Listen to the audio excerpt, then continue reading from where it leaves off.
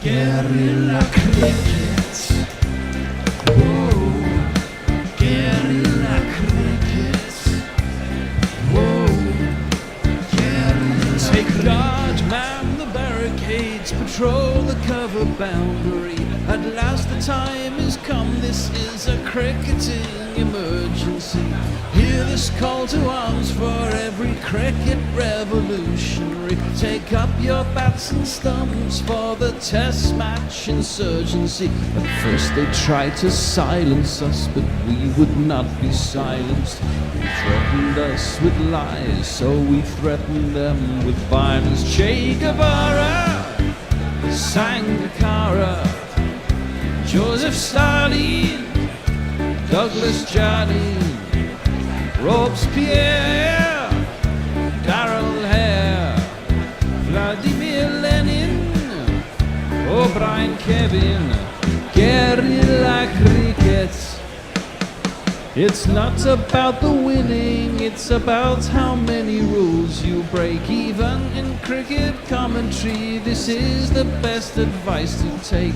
Pick guerrilla cricket, it's the finest choice you'll ever make. There's so much more to cricket than rev counters and a slice of cake. At first they tried to sanitize us and clean up our act, but people like it filthy, and we know that for a fact. Fidel Castro, Lenny Pasco, Carlos the Jackal, Umar Akmal, Mahatma Gandhi, Grant and Andy, Brendan Behan, Austin Ian, guerrilla cricket. Stick with us, cause you know we're not the kind of thing that you see on the TV and the radio. So vive la revolution. First they tried to buy us, but we would not be bought. Okay, we were, but then we ran away, and we will not be caught. Would not give up the ghost when they left us all for dead. They decapitated us, but we just grew another head. Chairman Mao, Jamie Howe, Ho Chi Minh, Asif Din, Václav Havel, Graham Saville, No Surrender, Percy Fender, Che Guevara, Sangakkara, Joseph Stalin, Douglas Jardine, Robespierre, Darrell Hare, Vladimir Lenin, O'Brien Kevin, guerrilla cricket. It was all England again yesterday, leaving Pakistan looking less like wounded tigers than a flu-ridden moggy on a terminal visit to the vet. At 24 for 3, Pakistan still need 360 to save the follow-on, and England are hungry for a series victory and World Test Championship points. Good morning, good afternoon, good dawn, good dusk, wherever you are in the world. Welcome to Guerrilla Cricket. I'm Nigel Henderson, Guerrilla Hendo. And Pakistan are really up against it. Azhar Ali is out there, the captain. What a time it would be for him to finally come good again. I am joined first thing this morning by none other than the Bish, Tony Bishop. And morning, Hendo. Morning, everyone. He's out there in leafy Claygate and in, I don't know, rather more sultry Singapore. We have Anindo. Hello, how are you doing? Good morning, Hendo. Good morning, Tony. Good morning, everyone. Nice morning. Well, nice evening here. Nice evening. Yeah, nice and warm. Bit balmy. Bit balmy, as always. Well, it's amazing. You don't seem to sweat, so I think you must have really good air conditioning where you live. What's your air conditioning like in leafy Claygate? I think you just. I've got both windows open. Hendo. That's what I was going to say. That's about it, isn't it? Well, let's look at this game. England are so on top. It's almost unbelievable, isn't it? What is going to happen today? Jimmy Anderson might take 600 wickets either in this innings or in this test. Tony, do you think that's likely? What's he got now? He's got 3 so far, hasn't he? Yep. How many more does he need? Is it 3 more? 4 more, Tony. 4 Four more. more. 3 and 4. 3 and 4. It's 7. I think you'll Yeah, remember. 593. Well, I think there is a very decent chance of it, and it would be a nice thing. Just because we're not entirely sure when the next Test match will be, and Might have a long wait otherwise, mightn't it? If well, he's and on at his age- 599. Yeah. long waits are not necessarily a good thing, especially if the next Test match were in the subcontinent somewhere, where he potentially may not even be picked, and then that would give. I mean, can you imagine a scenario where he's on 599, and England's next Test series is in Sri Lanka or Bangladesh, and they say, sorry Jimmy, you're not going to do that one. Then he rolls around and he's 40 plus by the time we come into sort of any Test series next year. Do you want to be Ed Smith passing on that news to him? I don't think I do. All in all, I'd like to see him get it this Test if it was possible. The other thing to think about is that if there is no more Test cricket before next summer and England win this Test match, they will be in the World Test Championship final against India. Now, what a moment, what an occasion that would be, an Indo, for Jimmy to take his 600th. Yeah, it would be a fantastic occasion, and I imagine that would be when England's slated to tour India. Run about then, or is that afterwards? When's the final supposed to be? I think it's supposed to be June, isn't it? June next year. Yeah, I don't really know what the future tours program says for next year. I can't remember who England are supposed to be hosting. The final's at Lords, isn't it? The final is at Lords, yeah. So they'll hardly all get on a plane back from India to play a final at Lords and then hop on a plane and go back to India again. Well, I missed some of what Alindo was saying there because it was breaking up. So no, they probably wouldn't. The talk is though that if England do play this series against India after Christmas, that it may well be moved a la IPL to the UAE. It's possible, but I would think they would not move a Test series to the UAE. That would be my guess. I mean, the BCCI wouldn't probably like to do it if they could help it, but it depends on the situation in India by then. It doesn't look very rosy at the moment. No.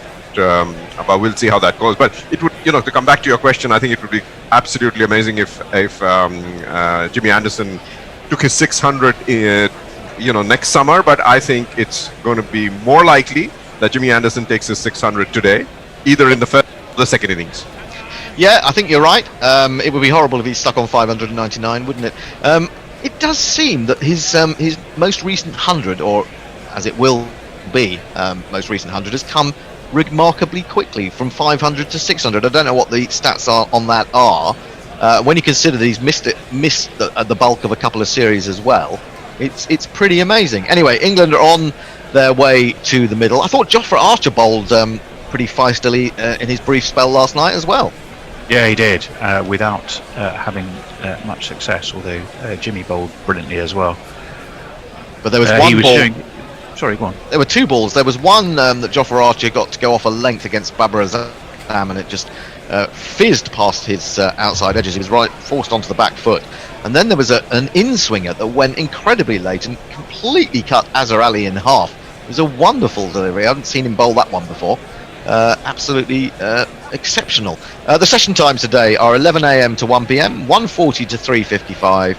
The evening session will be 4:15 to 6:30. Play can be extended to 7 p.m. 98 overs to be bowled. There was talk about whether this would be an early start today, but they decided the weather is better the longer the day goes on, so they've pushed any extra time onto the end of the game as they usually do. The teams are out there. The batsmen are out there. I imagine it's Azhar Ali and Asad Shafiq. Asad Shafiq, the demon off-spin bowler, who gets out double centurions. And this is their jingles. Or these are their jingles. My name is Azhar Ali. Nobody I'd rather be. Heaven, I'm in heaven, and my heart beats so that I can hardly speak. And I seem to find the happiness I see when the next man in is Asad Shafiq. Jimmy was a local boy, but he see much more in the change in the weather. Sitting in a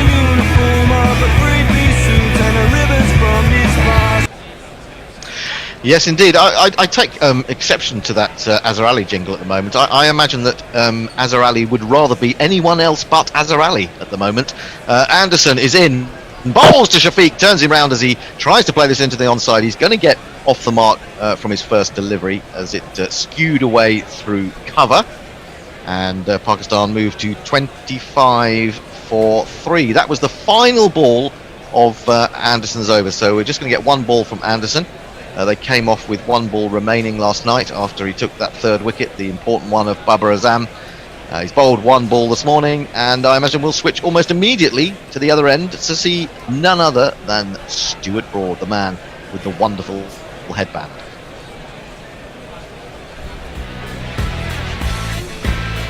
Sweep the leg, Broady. Got the best headband around. Something has got to keep her down. Got the best headband around. Your ego ain't gonna be kept down. Got the best headband around. Even though your hair is thinning now.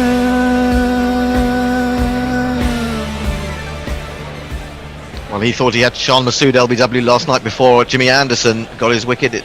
Unfortunately for him, Sean Masood had just got outside the off stump on impact, but he's had a wonderful summer since being left out in Southampton at the opening test of the season. Here comes Broad into Shafiq. Shafiq defends on the front foot and the ball runs up to mid-on. Have we been joined by anyone at all on the Twitter sphere, Tony? Absolutely. Martin Lawrence says England might not have much of a chance to win given the forecast, particularly for tomorrow.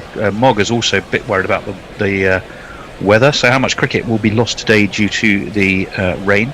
I missed out one word. Mumat says they won't put folks in the first 11, will they? I think they should. I think if they go to the subcontinent, they should.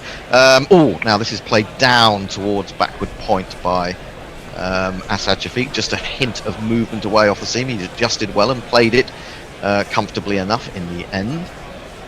Tony? You want me to carry on reading? Carry on between balls, yes. Yes, for the first test they might even resort to the ridiculous plan of only one spinner too, says Mumat. Jofra Archer's good. It's a huge yawn, look at that. Oh, poor You've got to be keeping him up. I know how he feels. Anyway, at least I haven't got to bowl 20 overs today. In comes Broad again, 4 slips waiting, and he bowls to Shafiq, who jabs this out on the offside rather uncomfortably, and there is no run. Asad Shafiq, a man that we think of as a very solid batsman, but he hasn't really produced anything of note in this series so far. Hasn't really perhaps fulfilled his potential. He's averaging around 38. I thought perhaps at one point he would be a better batsman than that, but 29 is highest, and that was, he got himself run out there, didn't he? Wasn't that the work of Dom Sibley? Oh yes, could well have been. Broad, wide on the crease, finds a thick outside edge and it flies towards the man at backward point. He's getting that little leg cutter to go quite nicely at the moment, and it's needing adjustments from the batsman to keep him at bay. Farong has sent us a lovely picture of spider chip cookies. He's in Dhaka. It says a photo for cookie munchers. Apparently you use a toothpick to pull spider legs onto the chocolatey bits while it's still warm, and it makes them look like spiders on your cookie, should you ever want to do that. Well, I like cookies, but I don't like spiders, so I'm not sure how that would go down for me. Broad in again, full, and that's a very pleasant drive from Asad Shafiq. There is quite a big gap between backward point and mid-off, and he's exploited it. It's not going to go all the way to the boundary. Dominic Best has chased it down. They will get back, no doubt, for a third, and Pakistan move to 28 for 3. I'm just trying to look for this picture of the spider cookie. It's under one of me. Oh, it's under one of you. With a bit of a matron face on. Oh, there it is. Let's have a little look at it. Oh no, that's frightening. Goodness me, no. How could you eat something like that? You'd have to turn it upside down so you couldn't see the spiders. Well, that would That's be pointless doing it. I'm sure it's very tasty, but it's scary, quite frankly. Anyway, the groundsmen seem quite interested in the fact that there must be some rain around. They're sitting on the covers as if we're going to get a delay at any point. There is also a short leg for Broad. This is defended by Azhar Ali to that man at short leg. And that is the end of the over. Richard Illingworth is looking around. He's looking at the sky. He's not happy at all. There is some dark, gloomy cloud over the hills and over the trees, coming over the pavilion as well, which is a little bit worrying. But Pakistan are 28-3. I suppose in one respect, and Indo, that England would kind of favour these conditions for most of the day in the fact that they will probably get movement, especially if they have to put the lights on. I was just thinking that Jimmy's going to certainly enjoy it from the other end, and Broad's probably going to start getting the ball to leave the batsman the next over. Anderson is in, and Shafiq is late on that, but he needed to be on it, because if that had just struck him on the pad as it looked like it might, he would have been right in front. That has gone down to long leg nonetheless, and they take a single. Assad can go and watch Jimmy from the other end. He'll probably feel reasonably happy about that. Yeah, it's quite cloudy today. It was very sunny last night, wasn't it? It was a particularly nice evening, and England managed to get a bit of movement. Then once they put the lights on here at Southampton and it gets gloomy, it can do all sorts. Here comes Anderson again. Figures already 3 for 15. He's into his 7th over. He bowls to Azhar Ali down the leg side. Tries to glance it on his way, but makes no contact. Joss Butler gets across to take. More tweets, Tony. Yes, I was just trying to tweet our voice of climatic authority, Ian Pearce, who I seem to remember saying something about if it's coming from the general direction of Southampton, you're probably okay, but if it comes from Portsmouth, you're in for rain for the whole day. Oh God, anything that comes from Portsmouth is bad news. Has to be said. So, Dave Wood, morning gents. What's the doomometer reading this morning? Well, the doomometer's looking okay from an England perspective, but not necessarily from a weather one. Anderson in again. Straight ball on the line of off stump, defended crisply into the offside by Azhar Ali, and there is no run. Is there a little bit of a sprinkling of precipitation on the camera lens there that I can see, or is that me just imagining things, or maybe my glasses are a little bit dirty? Not quite sure. Jimmy Anderson is the 4th leading wicket taker in Test cricket. He's got Anil Kumble in his sights on 619. Be a struggle to get to Shane Warne on 708, and even more of a struggle to get towards Muttaya Muralitharan on 800. This is turned away to long leg by Azhar Ali. He'll take his first run of the morning, and Pakistan move on to 30 for 3. I was just watching something on BBC just before we started this morning, and it seems to be quite wet in Portsmouth actually, because they were supposed to have a ceremonial launching of one of the landing crafts from D-Day. Postponed that. They've just refitted that. They've apparently spent $5 million refitting that. It's the only surviving one, and they had to postpone it by a day because of the weather. That is tremendous detail. Thanks for that. Anderson in again. He's got the edge, and he's been caught. He's been caught at first slip by Joe Root, just shifting across to his left. Takes it just above waist height. 3 to go. And Assad Shafiq has gone. I'm afraid to say, if you're a Pakistan fan, they are now 30 for 4.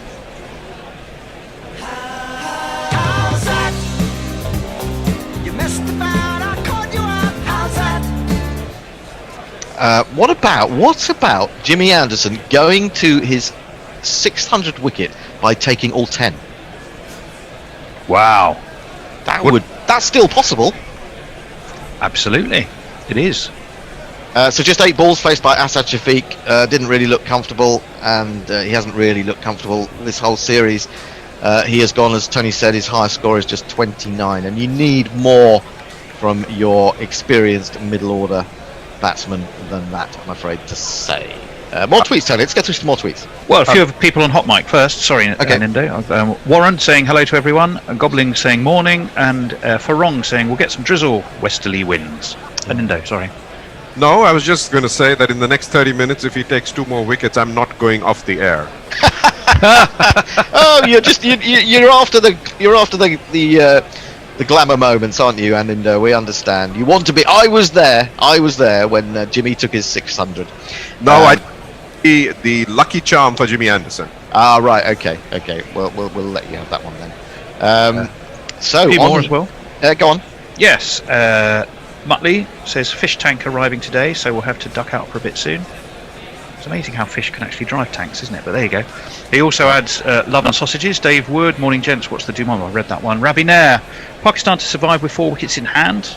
Tell us about the GPL. Oh, that's a good point. idea. Good Little point. Yeah, we'll do reminder. that in a minute. Although I have to say that the covers are coming on. Having taken that, we hit Asad Shafiq. We'll be looking around thinking, why couldn't they done that a ball earlier? The hovercraft is coming on. There is drizzle in the air. England come off. They don't seem ever so keen to get into the dressing room. They're just sort of wandering off, hoping perhaps this will just be a passing shower. Although it is a lot cloudier in general. The general covering is a sort of grey-white, which is not encouraging. But England will feel buoyant or buoyed by the fact that they've already taken a wicket in the first 10 minutes, and things are looking rather grim for Pakistan. They'll quite happily, I imagine, sit in the dressing room for as long as you like today, if possible. More tweets, Tony? Or, Yes, certainly. Well, the GPL, which I can actually tell you something about. At least I thought I could. Yes, 9 entries already. Wow! The pot currently is at 62 of our old school English pounds, which is well worth winning. So do feel free to jump on. All we've got to do is predict the number of runs to be scored in the day. Have you got what's the URL to? It's on our website. Where do they find it? GorillaCricket.com/competitions, or just go to the website and find the link to competitions. It's quite easy. If you guess it right, the money is yours. And it's £1 to enter, I think. Yep, every time. Yep, for every guess. Quite right. Jersey Oak says, don't know about the cricket, but the weather looks doomed. Yeah, that was rather the conversation we've been having. Mog says, hello. Hello, Mog. So good morning to Mog. Nestler says, oh, FFS. I presume referring to the weather. Pirate Badshah says, morning all. This all feels like a hiding to nothing for Pakistan. This neutral is disappointed. Well, I think we're all disappointed, whether you're neutral or not. We want to see some cricket. Well, I'm going to be disappointed by the fact that Pakistan are not being particularly competitive in this game. That said, I don't think they've... I mean, looking at the wickets that have fallen, no one's played a bad shot, have they, so far? I mean, you could argue that Asad hung his bat out a little bit there when he shouldn't have been, but really, no one has played a bad shot to get out. And this, I mean, it's really annoying that the rain has come at this stage, because we were just about to welcome to the middle, none other than Fawad Alam. Fawad Alam was about to come out and see if he could score a run in Test cricket, as he failed to do so, of course, in the previous Test match, as we know. But anyway, let's look at those bowling figures. Amazing stuff from Jimmy Anderson. 6.5 overs, 1 maiden, 4 for 16, Broad, none for 9, and Jofra Archer, none for 5 at the moment. Babar Azam went for 11, Asad Shafiq for 5, Shah Masood for 4. And Azhar Ali remains there. He's the captain. He's the captain on the he's on the bridge as the ship is going down. I think Azhar Ali. Well, they haven't quite hit. I mean, the iceberg is looming large, but there is still, with the courtesy of help from the weather, an opportunity to navigate around it. I suppose there is. Now, I also suppose. Sorry, Ananda, go ahead. No one's playing the violin though. No one is. Rearranging the deck chairs. No. He does have weights between his innings. He does, yes, absolutely. Yeah. All we need is a sort of a 12-year rain break or 11-year rain break, and he'll be feeling right at home. Yes, it's a bit annoying. The umbrella is still up from the third or fourth umpire, the fourth umpire, isn't it? But everyone else is sort of standing around as if it's not absolutely belting it down, so that's reason for a little bit of hope. Let's talk a little bit, Tony and Aninda, about yesterday, and we are in the process of getting another of our daily articles, courtesy of Total Cricket Analysis, and the brief they were given last night was to look at other players apart from Zach Crawley that had got 200s as their maiden Test centuries, I think it was, and how they went on to fare in their careers later on. Well, we know some of them did pretty well, don't we? Don Bradman, I think, was one of them. Did all right. He did all right. Didn't quite nail down the 100 average, did he? But just fell a little bit short on that point. Who were the other people involved that we looked at? Well, if you look at England's youngest double centurions, there's an interesting list of 4, all of whom, none of whom fell by the wayside. Len Hutton, Sir Len Hutton, of course. Yes. Sir Len Hutton was 22. And 60 days, he got his 364 versus Australia at the Oval in 1938, just before the world turned upside down.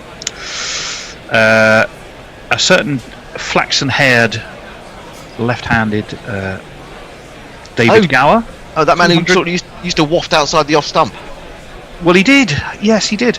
But he wafted his way to a double century. Well, he did waft his way to not only a double century, but a not-out double century, which wouldn't have done his average any harm. Was that against he was India? 22 years and 103 days. That was against India at Edgbaston in 1979. I'd love to hear what Anindo thinks about this. I think people were frustrated with those wafts of Gower just because he was so beautiful to watch. You held him to a higher standard. Because when he was good, he was just so good. Anindo, where do you stand on Gower? Frustrating, but still magnificent? Absolutely. I mean, I used to, love watching David Gower bat. I've been fortunate in recent times to be able to chat with him on the work that I do, and we've off and on we talk about some of his innings, and I was absolutely love when he was on song, as you said. There's nothing else. You wouldn't get off your seat, right? There's nothing else you wanted to watch. He was just so beautiful to watch. But I think it was also that you saw David Gower also do a lot of things using humor, where he did things which others wouldn't do at the time. If you Tiger moths come to mind, amongst others. Yep. he's got this. His DP on his WhatsApp, which is the plane. Right. Whether he, where he got that photo from, and he said on a later trip as a commentator, they got that recreated, so they went on another one.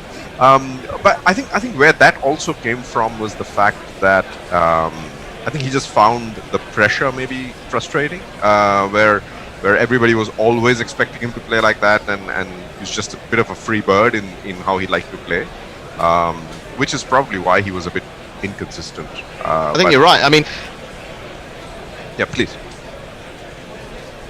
You use a really interesting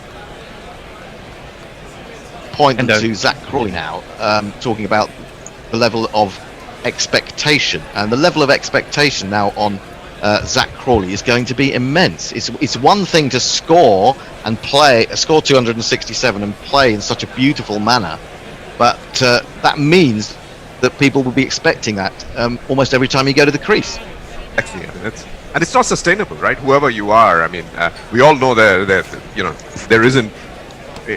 Even with Steve Smith, there isn't going to be another Don Bradman, right? So it's just that the amount of pressure on him going forward is going to be enormous.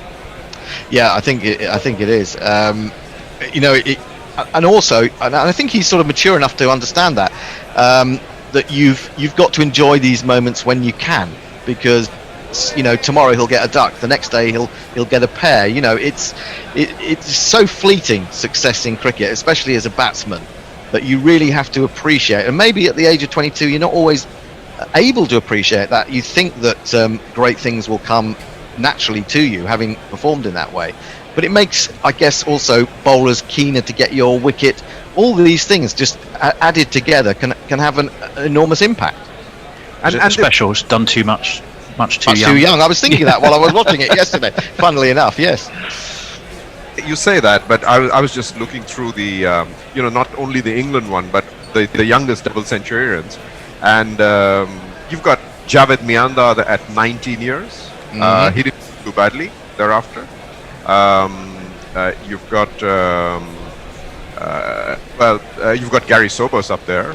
Yeah. You've got Smith, Jayawardene, Sunil Gavaskar, So I think pretty much everyone in that list, maybe not Jack Rudolph in the same category, but everybody else above Zak Crawley, they've had great careers. So maybe just shows something in him that he's able to score that kind of or play that kind of an innings at this age, which shows the sustainability of it going forward, which is great for England if that happens.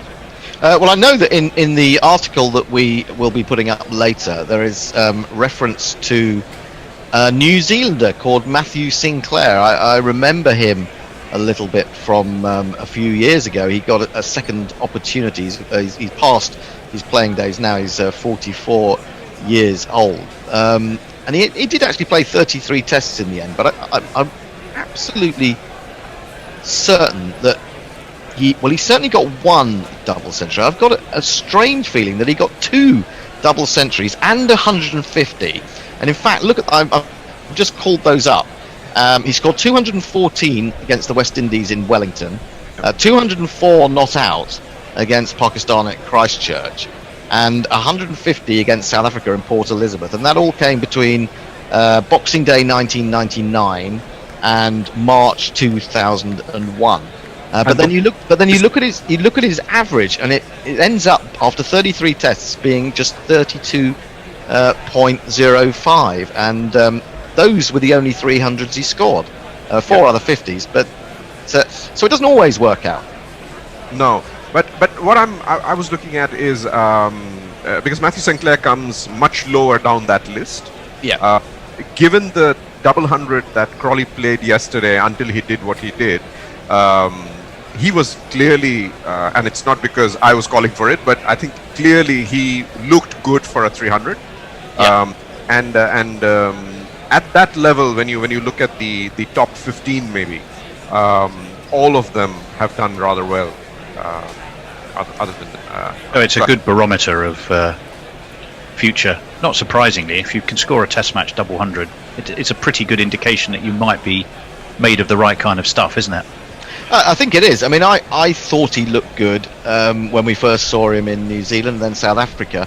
And he had to open in South Africa, didn't he, after the first test, if I recall rightly, because of Rory Burns injuring his foot playing football.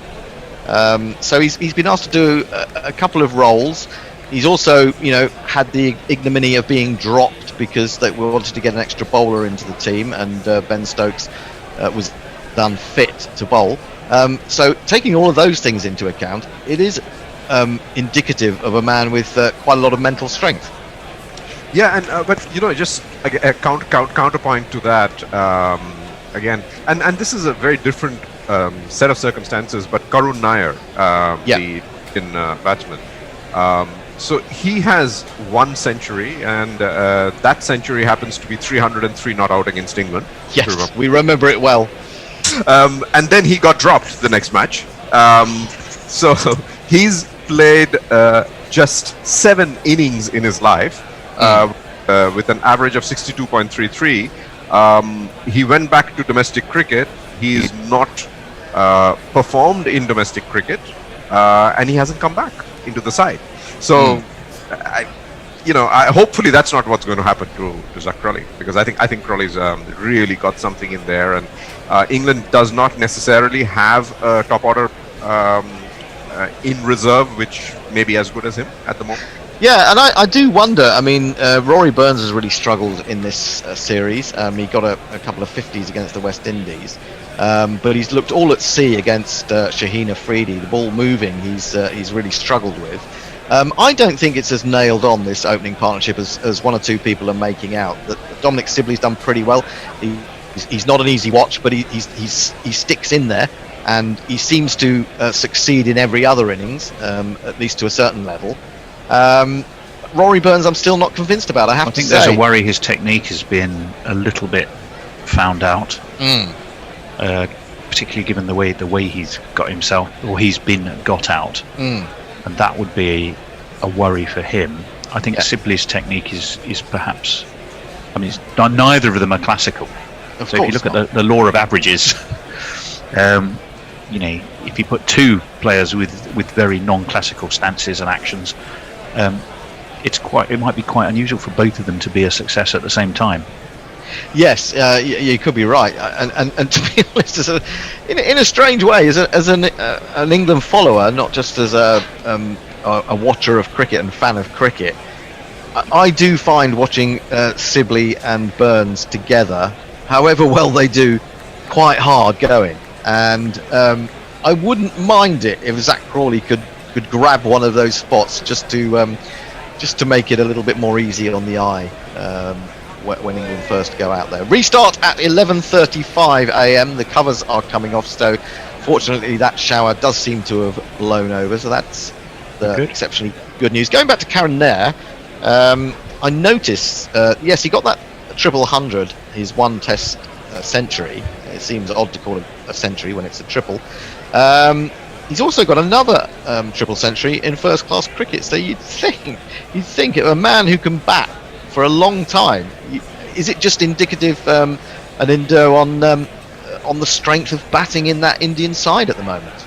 Yeah, I think that's what it is, because he was in the team, if I recall, because Ajinkya Rahane was injured, and then Rahane was an important part of the team, and he still is at the number 5 position, I guess, and that was the only position available. So you've got Virat Kohli in there.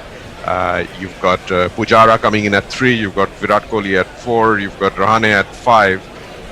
And as we discussed before, I think in the previous Test match, that at 6 you typically have an all-rounder. So that doesn't really leave much place for him to come back into. And I think that's been the problem. So he got frustrated with that, and his domestic form fell away.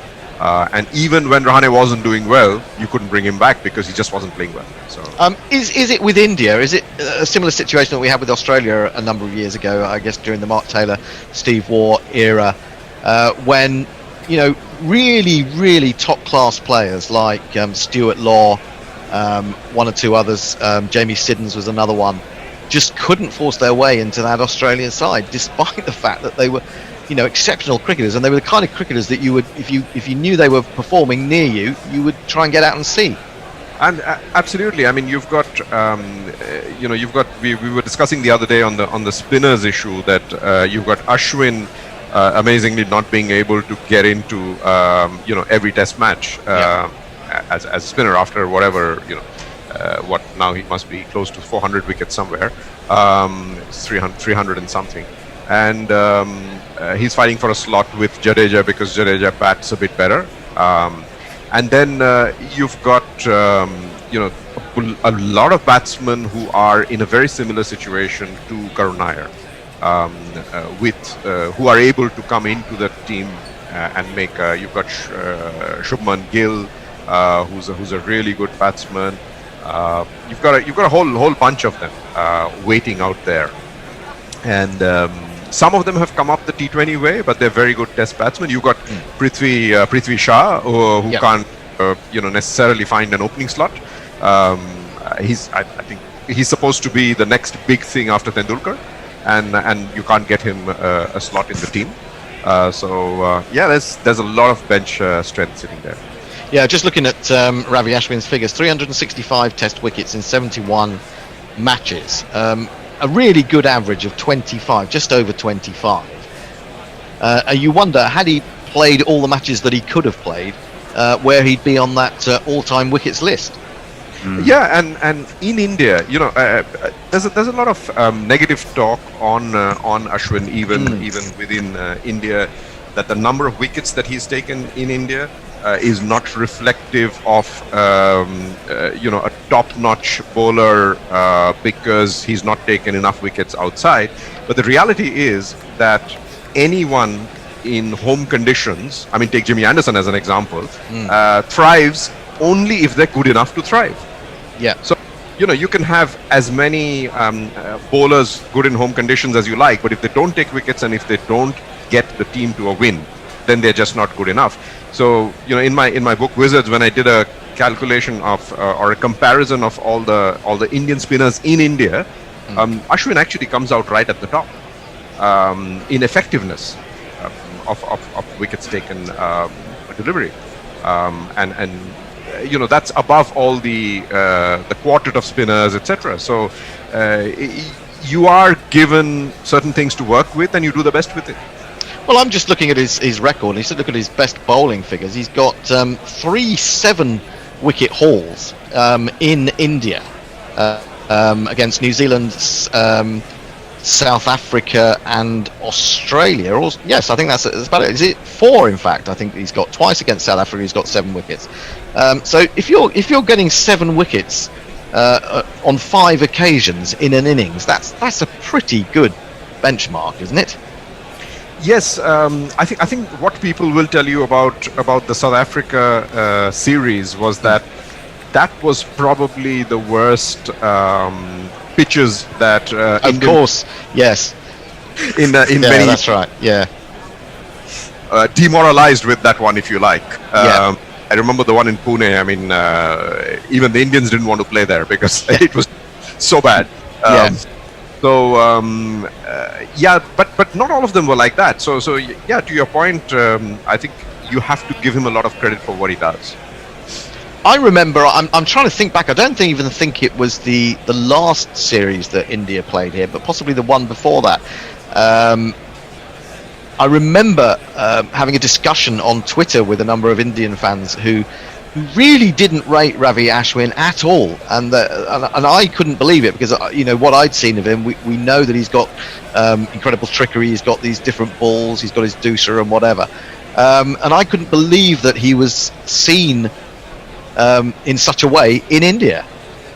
Well, I think that there are 2 things there. One is he, to be fair to him, he's bowled well in a number of occasions, but then the couple of things why I think people say that about him is he hasn't taken enough wickets outside, and the reason why he hasn't taken so many wickets outside is also that he's found it incredibly difficult to get used to the seam of the different balls used.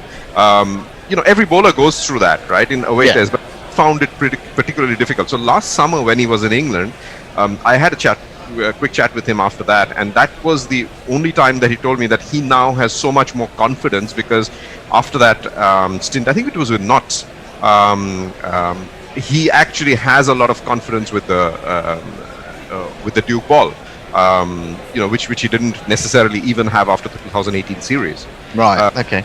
So I think that's one thing, but the other thing which I think people have a fair grudge on him for is that he. I call him the master of complications in my book, and the reason for that is he doesn't bowl his stock ball enough. He just tries too many things, and because he's been trying so many variations, I think he's lost a bit of his skill with the off spinner, with his stock ball, and that might be why it's phased off a bit, his wicket taking. Yeah, and actually a couple of years ago or a year or 2 ago, he started developing. I think it was in the IPL. This kind of a leg break as well. That's right. He completely changed his action, and I mean it's bizarre for a finger spinner to suddenly develop a wrist spin delivery. Yes, absolutely. Anyway, it's interesting to talk about those things, but we can bring you live cricket again, and I think once more, like this morning, Jimmy Anderson has 1 ball of an over to bowl. The teams are out there.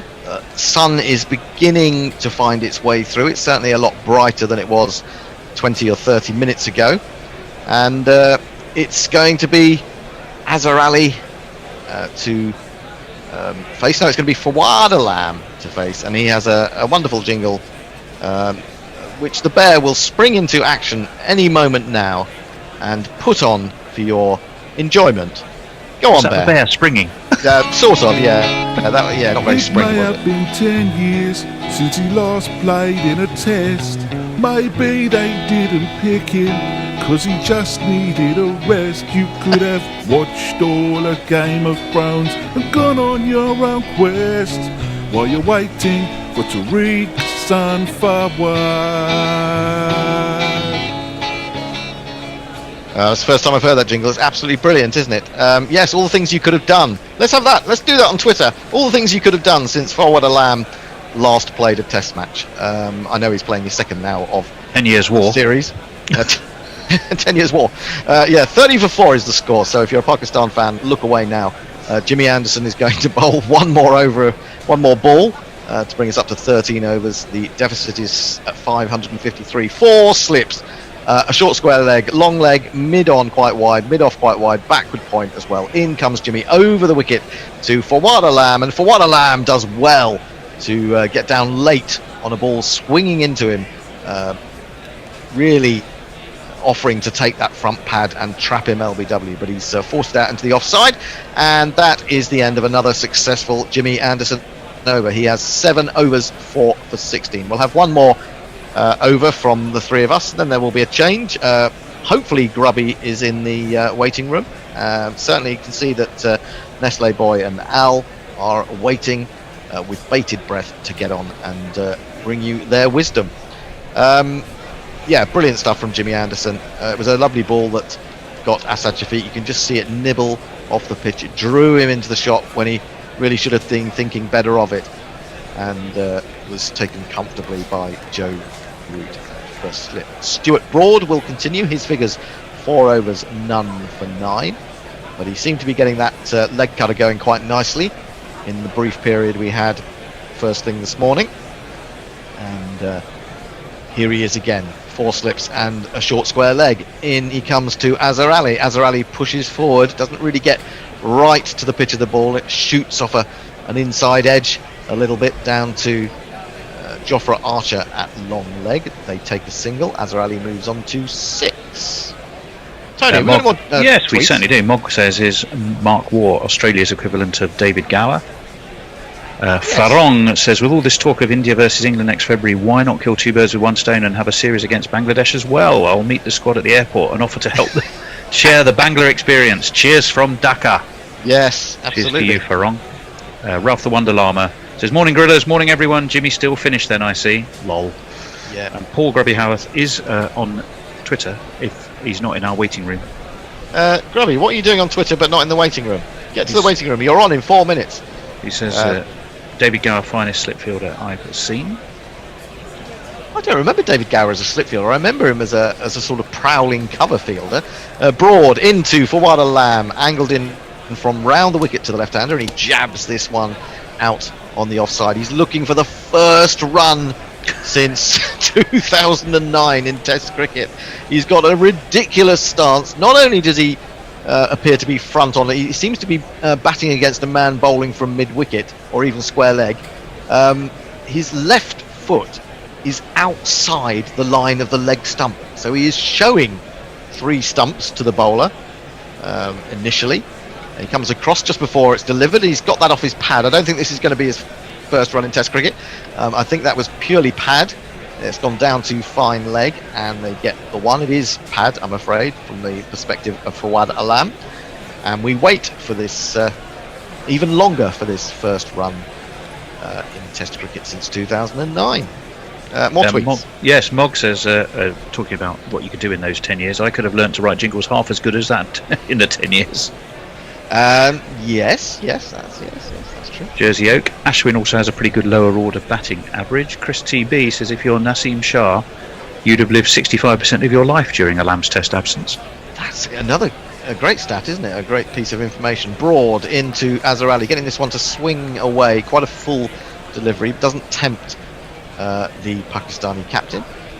Dave Wood says he could have fathered an entire team during Alam's exile from Test to the Test side. What Dave Wood could have? Apparently he could have done. Okay. Interesting thought. The offspring of Dave Wood as a Test 11. Yes, I was just, he's modest about his virility as well. I can tell.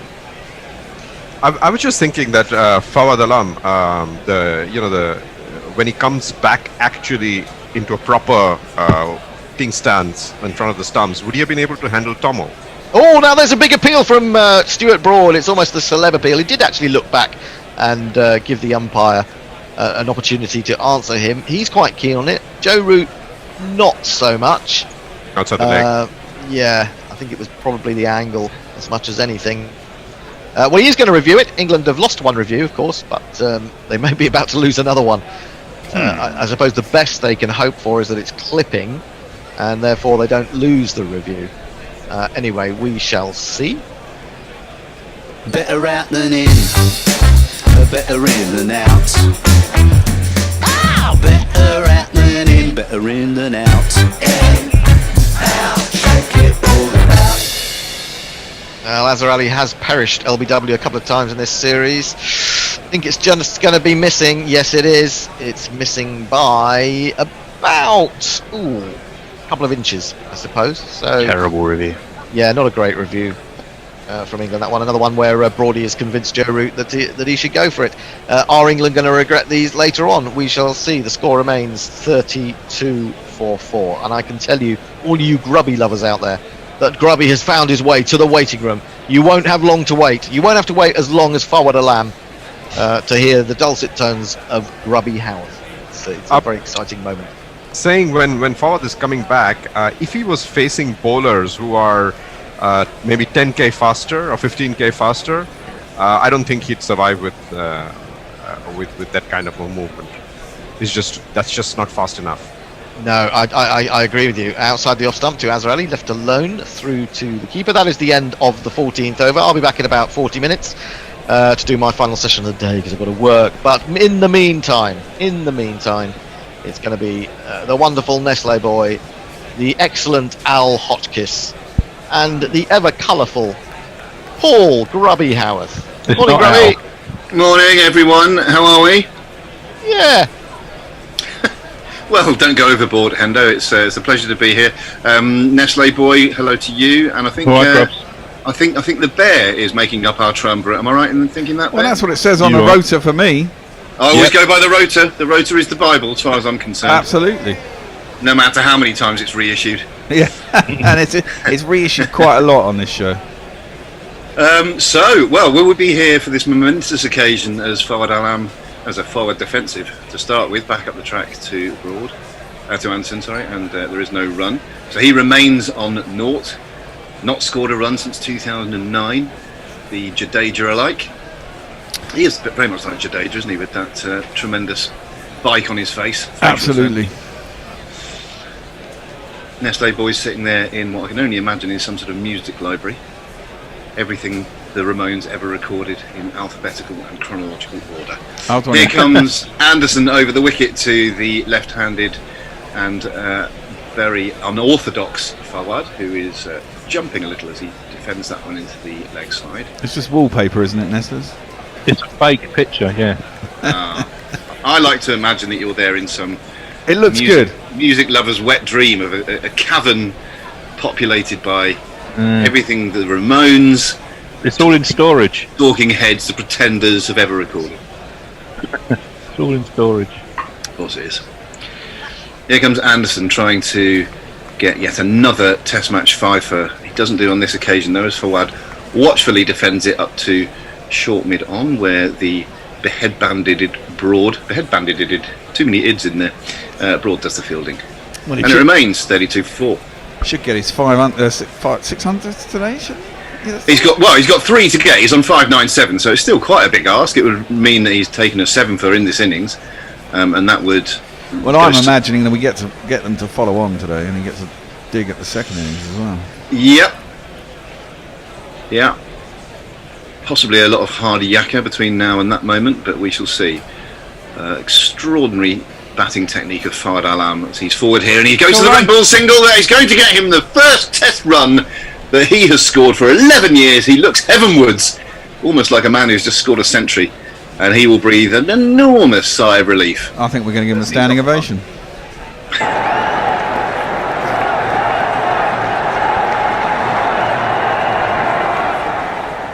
He should have taken his helmet off and waved his back to his mate. I've got a tremendous stat to give you about yesterday's play that my mate Baz forwarded to me earlier. So remind me about that at the end of the over. The show is regularly becoming a stat off these days.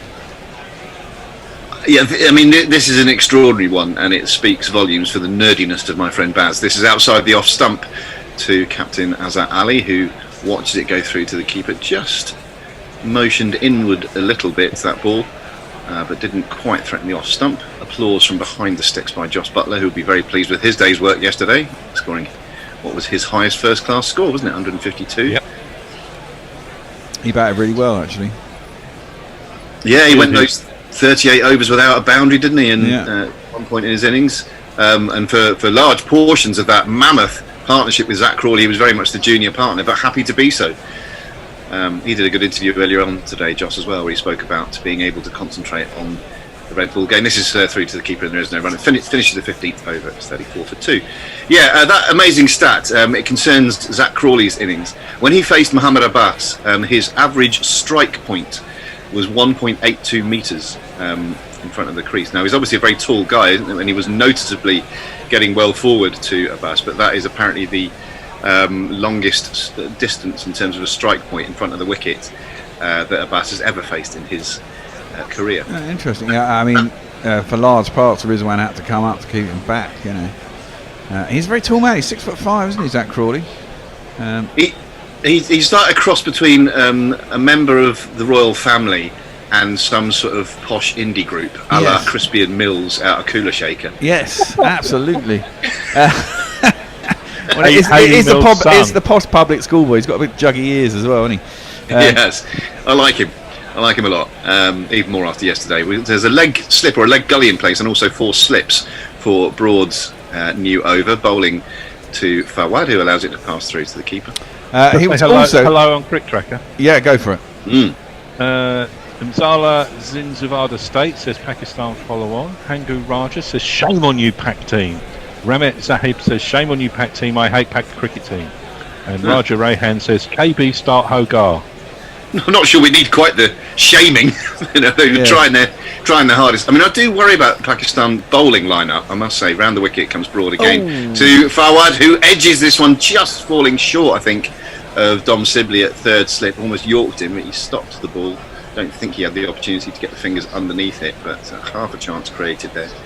I do worry about their bowling attack. I mean, they've deliberately gone in with 4 bowlers and only 3 seamers, which I know there's a lot of talent there. Mohammad Abbas, his skills have been widely advertised. And then you've got 2 kids, haven't you, 17 and 19 years old, and for all their talent, if it doesn't quite go right for you, it does start to look a little bit thin. Where are your bowling options? And they turn to at least 2 part-timers, didn't they? I mean, I was saying that on day one. This is pushed up towards mid-off by Fawad, and there's no run. It seems their whole strategy is to kind of, if they bat second, it's all great, isn't it? Because, you know, the pitch wears, hopefully they get a big score. The pitch wears a little bit. Yasir Shah has a sort of holding option with the possibility of wickets in the first innings and comes into his own in the second. But if he was on by, 12 o'clock on day one and bowled 27 overs on day one. I mean, and he's a leggy. And, they were definitely, my general feeling was they were definitely a bowler short. And a seam bowler short, yes, I think. Yes, absolutely. I mean, it's English conditions. Yeah, it's Broad coming in, he beats him, hits him amidships, thinks about an appeal, but even Broad isn't going to go through with that one. But it did beat the inside edge of Fawad's bat and cannoned into the unprotected inner thigh region. That will sting.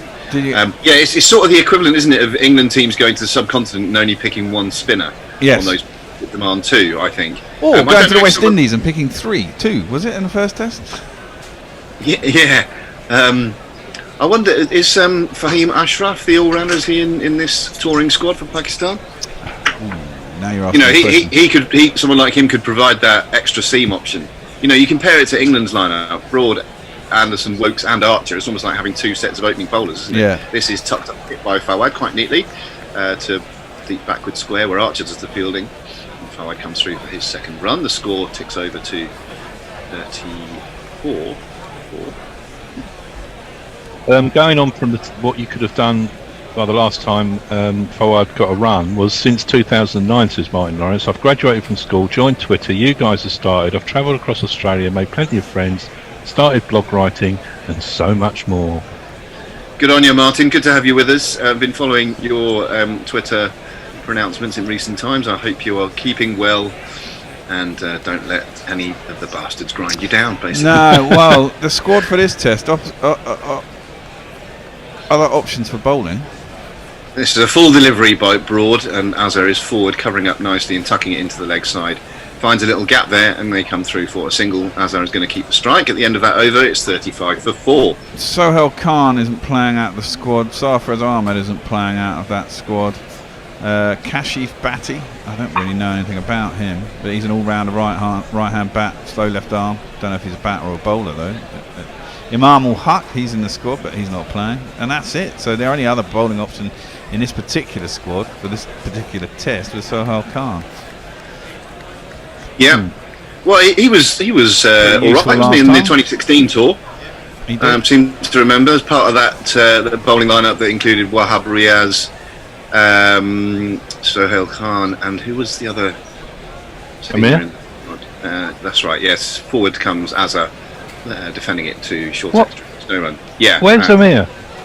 Injured. He's given up Test cricket, isn't he? Given up Test cricket. Oh, is he? Yeah. In a bad couple of years, he didn't take a lot of wickets, did he? Such a shame. He's such a talented lad. Yeah. But he's made the decision that he feels is right for him, so you've got to accept it, haven't you? He has injury problems as well, doesn't he? He hasn't spent a lot of time injured before he came back. And when we did the Ireland game, that was his first game for quite a while, and he got injured in the first day or something, or it seemed to. Jimmy is continuing, bowling a straight ball, middle and leg stump, and it's turned up towards mid-on by Azhar, and there is no run. Another interesting... Go on. Sorry. Jersey Okie says, DRS Rule 101, ignore Broad's DRS requests, route you dick. And Mog says, grubby lovers, Hendo once again plumbing the depths of the gutter. Yeah, that's where I live. That's where I do all my best work, Moggers, as you well know. You're looking up at the stars, aren't you? Well, I often see you down there, Mog, grubbing away for your horrible little pleasures. He also says that Fawad shouldn't feel so bad. He hasn't scored a test run since 2009 either. Anderson strikes Azhar high up on the leg, and the ball drops down on the offside. Apparently Zach Crawley was the only double centurion ever to be stumped. Oh, that's a good one as well. I like that. I find that quite surprising, actually, because yeah, I suppose. By the time you've gone past 200, quite often you're thinking anything here is a bonus. I'm pushing on for a declaration or whatever it is. I'm tired. So that does surprise me. Of all the double hundreds in Test history, outside the off stump from Anderson and Azhar shoulders arms, 35 for 4 is the score still. Lots of great stats for Stato nerds like me. It was terrific. I was listening to some of the coverage from a rival station as I was driving back from Dorset yesterday with the family, and every run that ticked by went past Boycott, didn't he? Boycott's 246. He's gone past Sachin's highest Test score. Sachin never scored a 250 in Test cricket, and the 10th highest England individual score ever. This is defended into the offside, into a little gap by Azhar. They come through for a single. What is Alarm's favourite shot? Says Alexia. Oh, defensive. Already done that, surely. Already done that. I've been waiting 4 weeks to do that. Grits and Grats is with us. Says, I know it seems like Grubby's the only one not to be on a fake background. I'm just waiting for his backdrop to fall over in the wind and reveal a jungle behind him, and he's got a picture of David Bellamy coming out of a jungle. You in the undergrowth. Fawad. I'll try and describe his batting technique in a moment if he doesn't get out, which he nearly does there as the ball beats on the outside edge. Both his feet are pointing down the wicket, so he's standing on the crease basically. Both his feet, toes pointing directly back at the bowler, almost as if he's about to play French cricket. It is the most extraordinary technique. And yet when he meets the ball, or doesn't on that occasion, he's in a relatively correct textbook position. But it is Jim Furyk. Yeah, Jim Furyk's got that weird little twizzle at the end of it's like at the top of his backswing, isn't he? Octopus in a phone box. I love it. How was Atif sounding on Test match Sophie? Test match special? It's good to hear his voice. Yeah, I mean he's doing well. He did a little piece the other day about the various languages being spoken by the Pakistani players, giving a bit of insight into that. This is pushed by Azhar to point. He's timed that quite well. They're going to come back for a couple. Paul Kemp, blade picker. Yep. Kempers. Yeah, he's morning gorillas, Grubby on ball by ball, Bear on jingles, and Nestlers on tweets. Few stronger lineups. Come on, Jimmy. Kemper's a man who single-handedly made me think differently about Sheffield United. I used to hate them. Used to call them the Norwich of the North. But Kemper's such a nice chap that I've come round to like them a bit now. It's the best I can do. An irrational hatred of Sheffield United. Well, it's not irrational. We had a load of run-ins Ipswich with them in the late 90s. They beat us in the playoff once. Jan Arga Fjortoft laughed in the face of one of our players. It was horrible. That ball does quite a lot after it had passed the batsman, and Joss Butler had to dive away to his right to take it. Oh, interesting stat. Ravi Nair says, have you ever, as the sofa even, commented on Fawad Alam in a test, or is this your Fawad debut? No, it's not. We did have a jingle that went, Fawad Alam! Yeah. And we did him as a sofa. There must have been. Yeah. I wish I could climb as high as the gutter level, Grubby, says Mog. This is played from the crease by Azza. The ball rolls up to straightish mid-on, where I think that's Chris Wokes doing the fielding. And there ain't no run. So, Grubby, are you saying that Crawley is better than Tendulkar, says Mog? Give him time. It's very much putting words in my mouth, but he did look $1 million. It was a really... I mean, the number itself, 267, is an extraordinary number. As I say, 10th highest individual score by an England batsman ever. But just the way he played, the all-round game, the shot selection, this beats Azza on the outside edge. Broad looks skywards as if to say, why can't I have a wicket? Jimmy's got them all. I want one or two. But yeah, all around the wicket, he looks so calm at the crease. I mean, I said this before. He scored that 70-odd against the West Indies earlier this summer. But he's got a presence at the crease, a really calm presence at the crease. But then, yeah, his cover drives, his sweeps and reverse sweeps. He did look good. Yeah, stretching forward, using his height, batting out of his crease or batting a long way forward to Mohammad Abbas, for example. He looked in complete control, and a very exciting prospect for England. Outside the off stump, Azza does that kind of Steve Smith swatty type leave. The ball again does a bit after it passes the bat. And once more, Butler is sprawling away to his right, not taking it cleanly. Binno Paish is with us on YouTube. Good morning, Gorillas. You are joined from Ghana. Another solid day of Tima Brewery IPA with a dip in the pool while the players take lunches planned. Thanks for keeping cricket alive for us in Ghana during our lockdown. Ghana, brilliant. I've not heard of anyone listening to us from Ghana, but that's one of the 192 or so countries in which guerrilla cricket is enjoyed.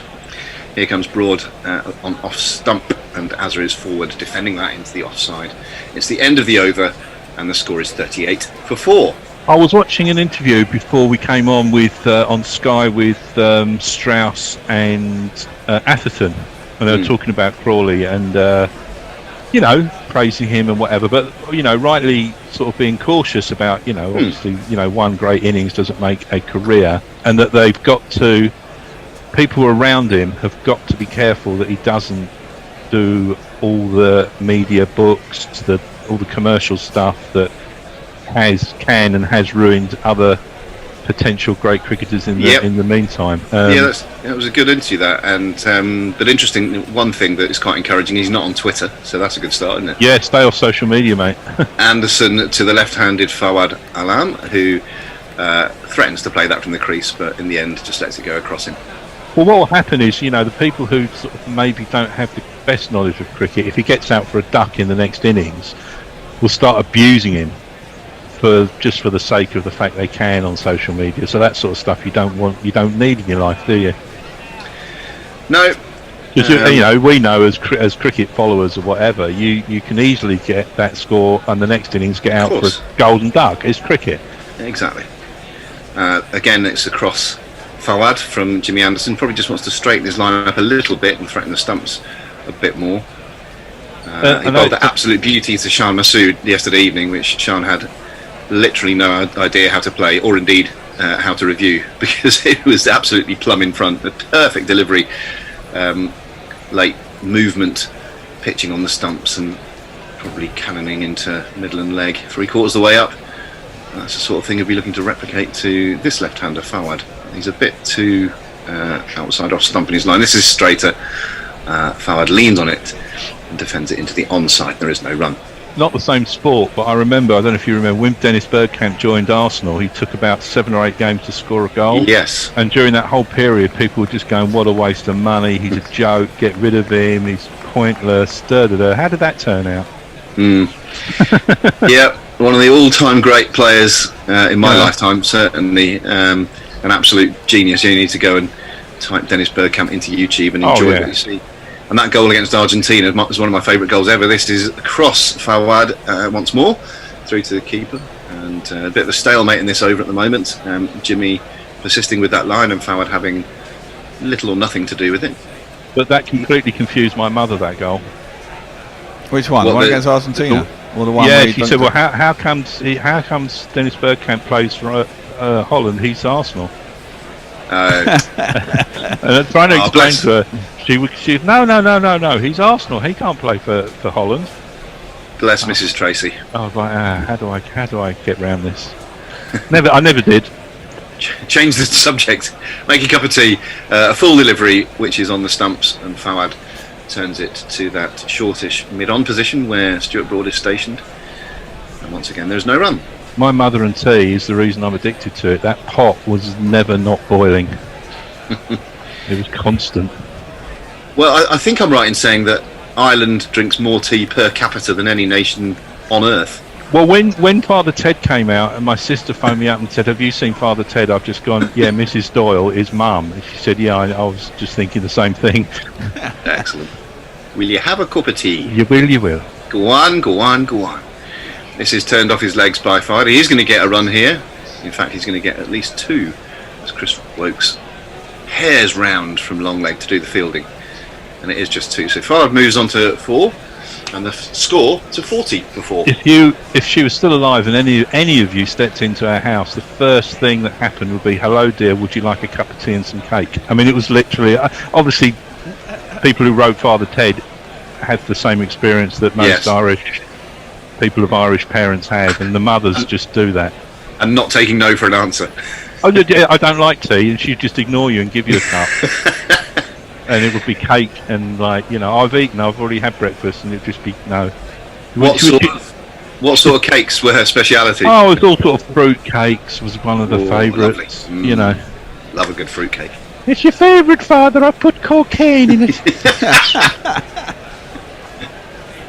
Not in front of Bishop Brennan. And here comes Broad starting a new over. 4 slips in place, and a man I think stationed at a sort of long short leg, if that makes sense. The first ball is allowed to pass through by Azza. He is in double figures now. 10 he's got to his name from 45 deliveries, really trying to dig in for his team, who have a mountain to climb, let's face it. Paul Kent comes back at you. Thanks, Grubby. We had beefs with Ipswich due to the playoffs, Tariq and Warnock, but thanks to Grubby, relations were patched up. When we went up against Ipswich, we did see up front the conductor and quite the loving. Peace in our time. Yeah, exactly. See, it just takes sensible people like us. We should be negotiating in the Middle East, shouldn't we? This is defended into the leg side by Azza. Al Hotchkiss is with us in the waiting room, or the green room, and he picks up on something I said a minute ago, which is a long, short leg, just leg. No, there we are. He's a long, short leg. It wouldn't feel quite right, Al, to say, and there he is, Ollie Pope, fielding at leg. Yeah. It is that position that James Taylor had started to make his own before his career was curtailed by that heart condition he had at sort of 10 yards from the bat. This is driven with no timing by Azza and fielded at short extra, and there is no run. Ralph the Wonderlama says, I read a piece yesterday asserting that Broad and Anderson wouldn't bowl together again overseas. Why? Is this a conditions related argument? Oh yeah. Presumably it is. I mean, I don't know who made that sort of sweeping statement. I think it's very difficult to say that with any degree of certainty as a blanket statement, because it might be that at that stage those are our 2 best options in the seam department, as Broad feels a bit aggrieved. That one jagged back. There was no shot offered by Azza. He's got 25 wickets at 12 points something this summer, which is pretty bloody phenomenal. It's extraordinary, yeah. So if we rock up at, I don't know, Delhi, let's say. That'll be where one of the test matches is played, I'm guessing, in India. And we think, right, those are our two seam bowlers in form, then those are the two that you pick. Absolutely. Yeah. Here comes Broad over the wicket, a bit shorter this time, and Azhar is playing it from the crease straight back up the track, fielded behind the man running round from mid-on. He's not run. comfortable. Sorry. Yeah, I was going to say, he's not looked comfortable the entire series, Azhar Ali, has he? No, he really has struggled. A man who has a triple century to his name in Test match cricket and a pretty decent average of round about 40 or a bit below, I think. 14 is it, or 16 centuries to his name. He had a pretty good stint at Somerset as well, so he can bat in these conditions, but it's a different class of bowling that he's up against at the moment. Yeah. He is forward in defence to Broad, playing that quite solidly. It's a maiden to Broad, and it's 40 for 4 still. Nestlers, what you got? Well, Blade Picker again. With Atif now appearing on TMS as well, will the BBC start giving you money on PayPal for developing talent? Like when big clubs poach younger players from League 1 and League 2 teams. What do you think? Wouldn't it? Well, yeah, it'd be nice to think that would be the case, but they refuse to admit that we exist. So I've got a big issue with the BBC from yesterday related to a different sport. So I was watching the World Seniors Snooker, in which my all-time hero Jimmy White came from 4-0 down to defeat Ken Doherty 5-4, and in the deciding frame, it was being shown on the red button, almost apologetically shown, like you really have to dig around for it. And at 4 each, they said, this coverage is stopping now to show, I think, some highlights of day 3 of the women's golf. So you'll have to go and find it on the internet. What? And it's like, how unbelievable! And then this morning, to rub salt into those wounds, there's not even a report of the final, which was an incredible event, and Jimmy retained his World Seniors title. Not even a report on the BBC website. It's like they're deliberately trying to piss people off, and they have done. I'll say something about that after this ball.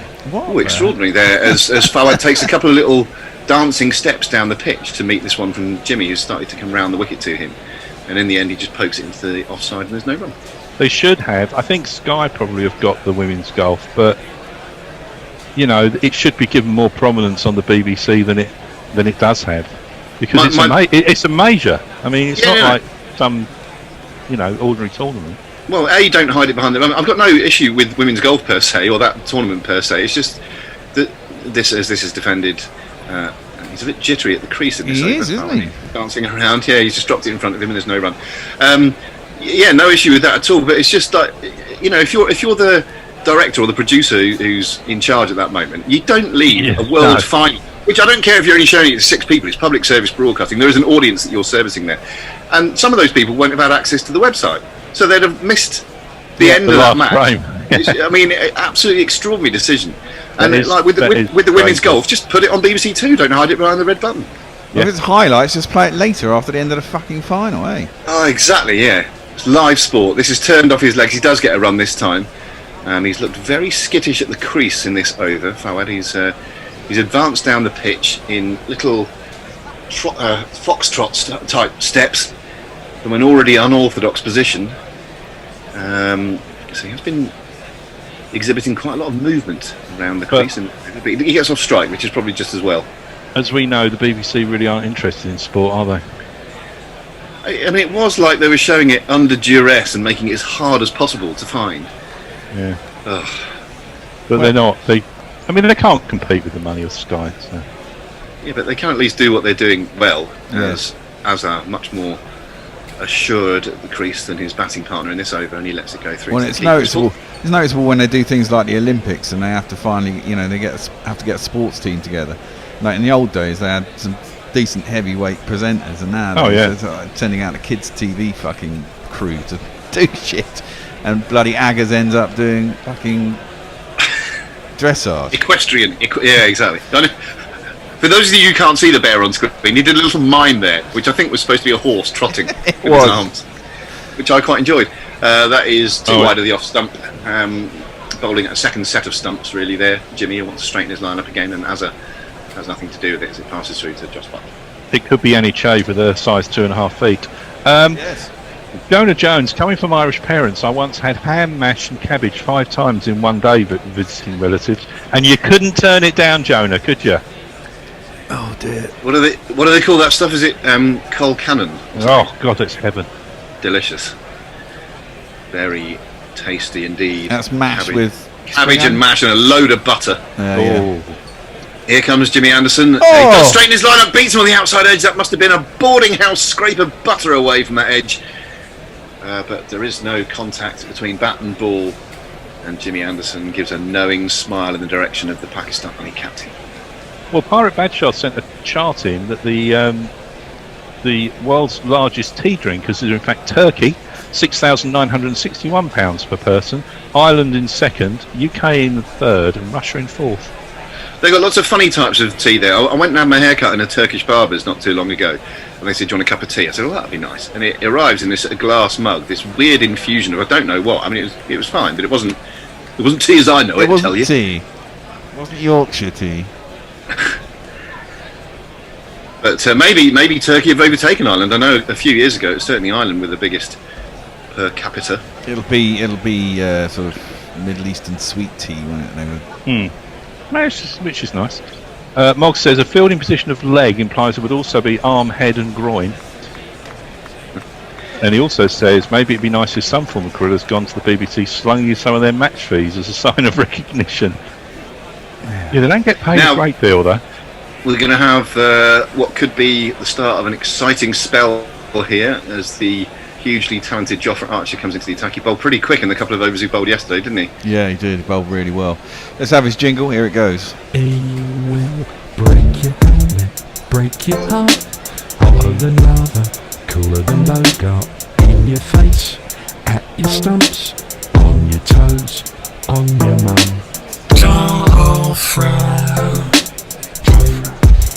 Just off about 10 paces, and he's in, and that ball pitches just on off stump and then goes away. Once more, that ball doing quite a lot in the air after it passed by the batsman, who is Fawad Alam, who again is quite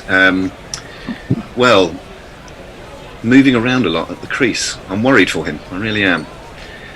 Dave Wood points out that when Gooch made 333 against India, his reaching of 300 wasn't shown live because they went to the horse racing.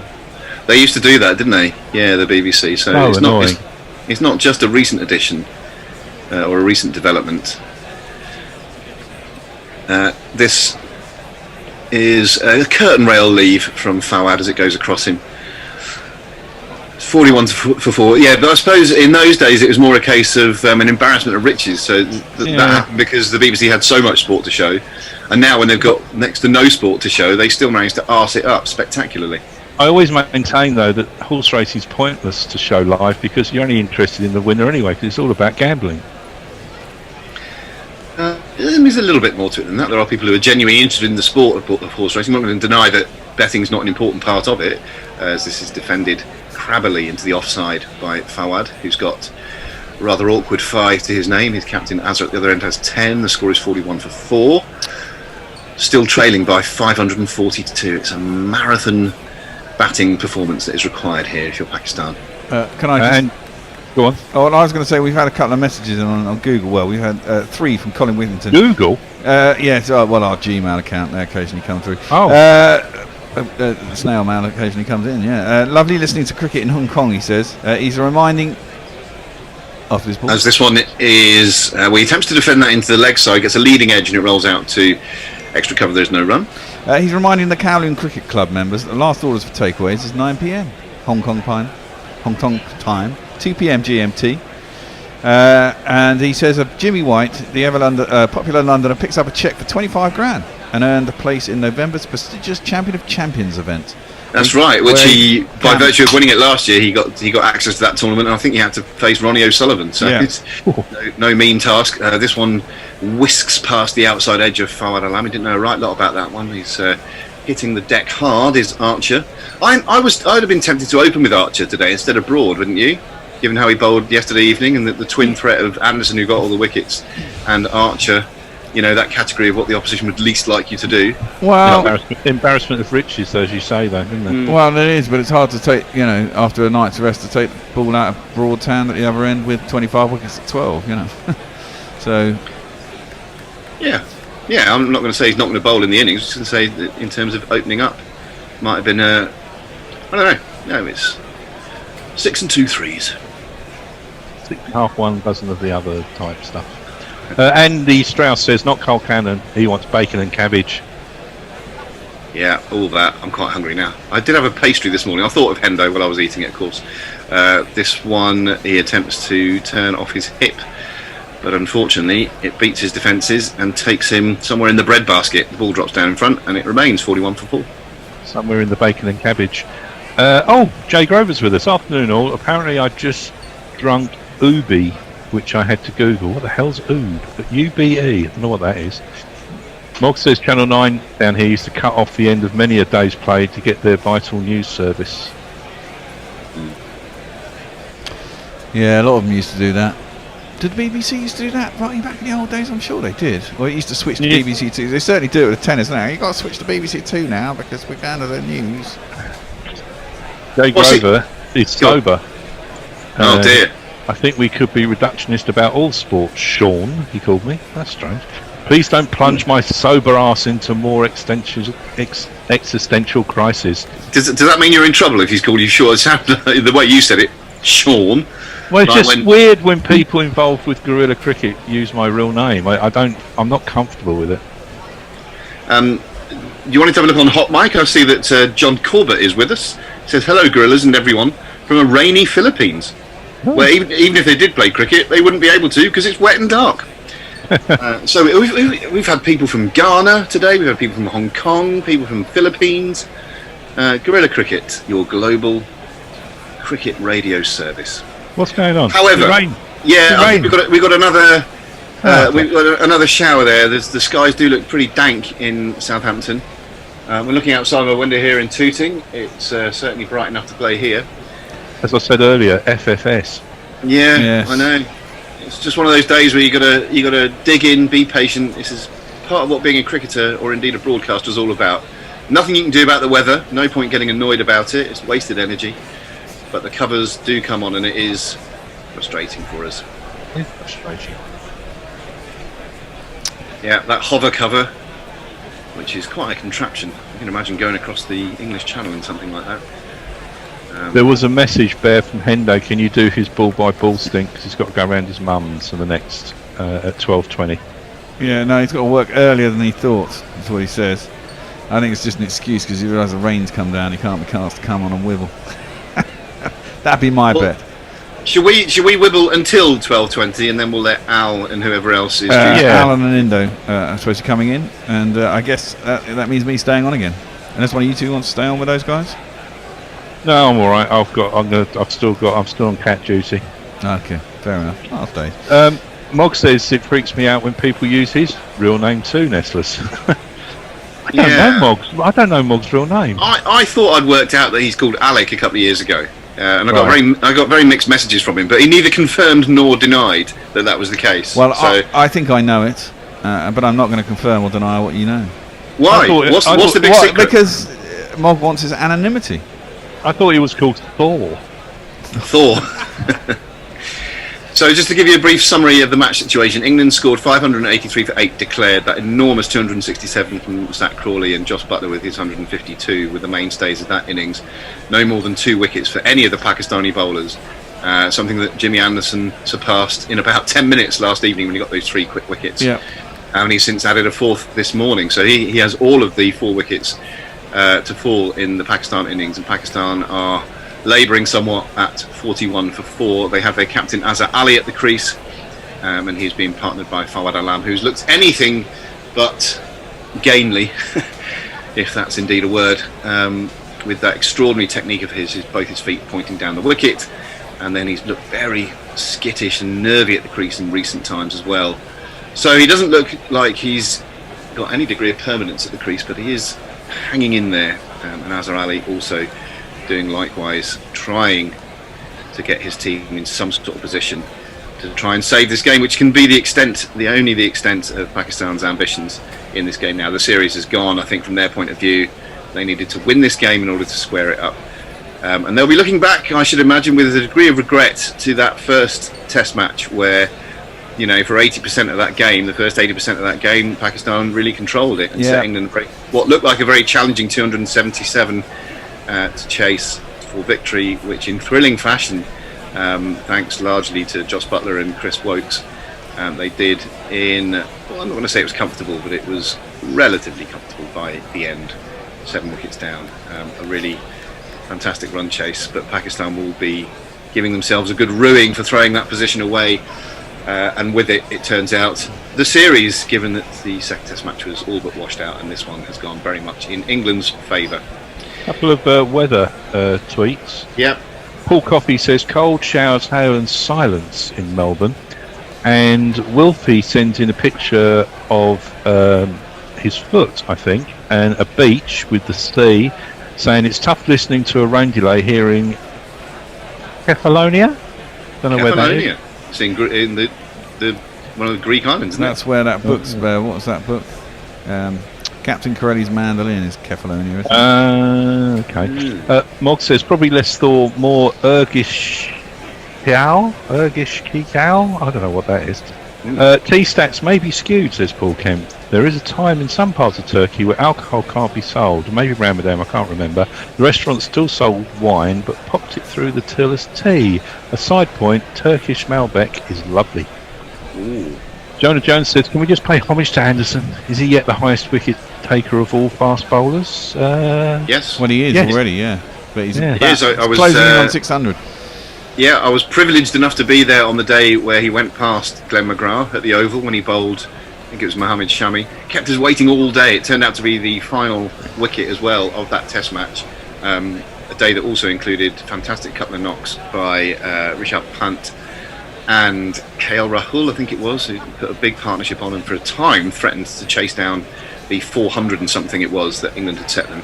But in the end, Jimmy Anderson took that wicket, and yeah, it's just one of those moments of history which you're kind of humbled and privileged to be there to witness.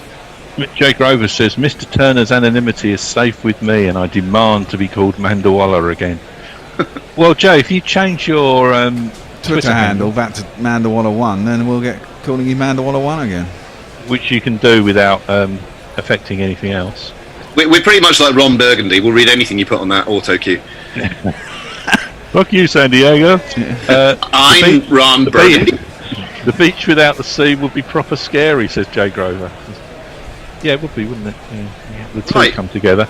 So we're going to have a change. Yeah, so I think Nestlers and I are going to leave you in the capable hands of the Bear and Ninja and Al Hotchkiss, is that right? Indeed, and we'll see you later this afternoon, I think. Yep. All right. See you then. Cheerio for now. All right, bye. Welcome back, Anindo. All right, Al, first time here today. Long time listener, first time caller. Always glad to be here. Well, yeah, the rain is coming down and the full covers are on. It doesn't look good. It looks very dark. The lights are on. It looks grim. Presumably they're going to call an early lunch in about 10-15 minutes, aren't they? I'd imagine so. It reminds me an awful lot of the 10 years I spent living in Portsmouth, which isn't a million miles away from Southampton. No. Was it quite wet? Yeah, if it rained any more, I would have developed gills. That's coastal, isn't it? You get all that. Yep. Warm air eats cold air, whatever it is, coastal air, and then it starts raining. Bummer. Certainly does. Thoughts? Apart from Britain has no climate, only weather. It's just fascinating to watch two teams and the effect of confidence. I think that it's the same pitch. It's virtually almost the same conditions, but confidence and craft in terms of batting and bowling is making it look like it's two completely different sports. Well, that is the case, isn't it? I mean, England could have got, fantastic innings by Crawley and Butler, but I mean, they were 120 for 4, and that could have easily ended up being 270, 280 all out. And then it's a different game, isn't it? So that is Test match cricket for you. And England certainly bowled better. Jimmy seems to get better lines, better lengths, and of course the mental side of the game there when you're 580 runs behind is heavy on the shoulders, because someone's got two people have probably got to get tons to avoid the follow-on, haven't they? Or couple of 70s and a ton, and everyone else chipping in, and you might make the follow-on. So interesting. And Indo? Yeah, I mean, when you have that kind of a partnership and the 2 innings that was played, I don't think it matters who you are as a batting team in test match conditions, unfamiliar conditions, if you like. No matter how long they spend in England, it's always going to be more familiar to Broad and Anderson than it is to the young Pakistani bowlers. So I think it's overwhelming, and that's the reason why. Other than Jimmy's bowling, obviously, but other than that, I think it's that is the reason why Pakistan are in the situation they are today, and I don't think they are in a position to recover like England did. I mean, it was similar in terms of 4 wickets, a bit less runs than England had at that time, but batting second against 500 plus almost 600 is just it's overwhelming psychologically. You're absolutely right. Yeah, that's the thing, isn't it? I mean, that's the beauty of Test cricket. It's as much played in the head as it is on a pitch, and if you can put a team in this position, more often than not, they don't get out of it. Unless, takes me back to India, when India went over there for that 5-test series not that long ago. We kept getting 450 in the first innings when we batted, and thinking, as an Englishman, you're thinking 450 England, wow, we're in the game, and then India were going bat 600, 650. By the end of the series, we were crumbling left, right, and centre. Exactly, and I think that started. It's also a matter of confidence, right? Because that started in 2001 with that famous test in Calcutta, India Australia. I think it's when the Indian cricket team got the psychological, the confidence, if you like, that it could be done, and I think that carries on through the years thereafter. They've had decent teams there as well, but I think that's the reason. Otherwise, England, getting all those scores and then losing it wouldn't have happened in the normal circumstances, I would think. You can imagine if they'd done that here, they'd have come out on top. But in home conditions, India were clearly prepared for that. It's very reminiscent of a team you and I follow in a different sport, which is Liverpool. The idea of that on European nights there is this sense of that even if behind, it's all right, we've been in this situation before and we've come through it, it's all going to be okay. That there's this collective ease of pressure. Absolutely, except for when you have bloody what's his name in goal because Alisson was injured and you're playing Atletico Madrid at home, giving away cases of COVID in the crowd whilst everyone else got cooled off literally that week. You could have been at Cheltenham and it would have been just as bad. Yeah, that's true. But if we hadn't played that game against Atletico, we'd have made it through to this knockout nonsense over in wherever it is. Yeah. Which I haven't really kept a skin on. But PSG are in the final, aren't they? They are. It's tonight and it's against Bayern Munich. Quite like to see PSG win, even I can't stand Neymar as a ponce, but technical footballing term, that isn't it? Well, but I quite like seeing a win. That'd be good. Shouldn't be too bad. No, nice spectacle to get it all out and out of the way. Kind of bringing it back to cricket. What do you think the positives are for Pakistan to be at? Not necessarily to take away from the match, but from the series. Do you think that they've found out a little bit more about themselves? Do they think that they're exactly who they thought they were going in?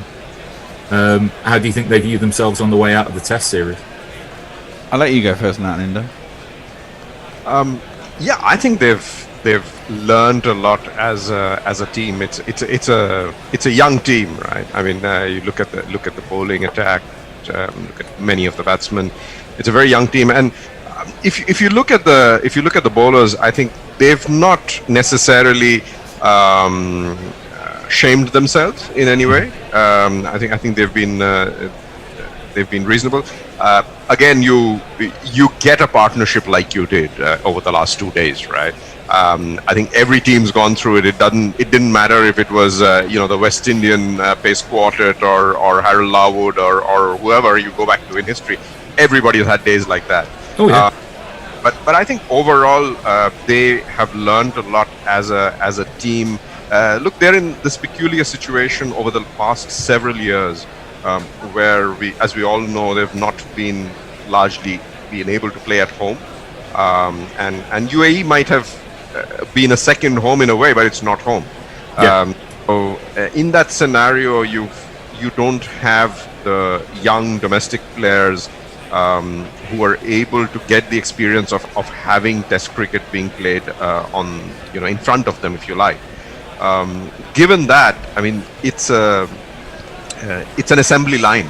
Pakistan's effectively an assembly line of good players, and I continue to be amazed by the quality of players that they consistently come up with, and this is a team which I think is going to get much better for this experience.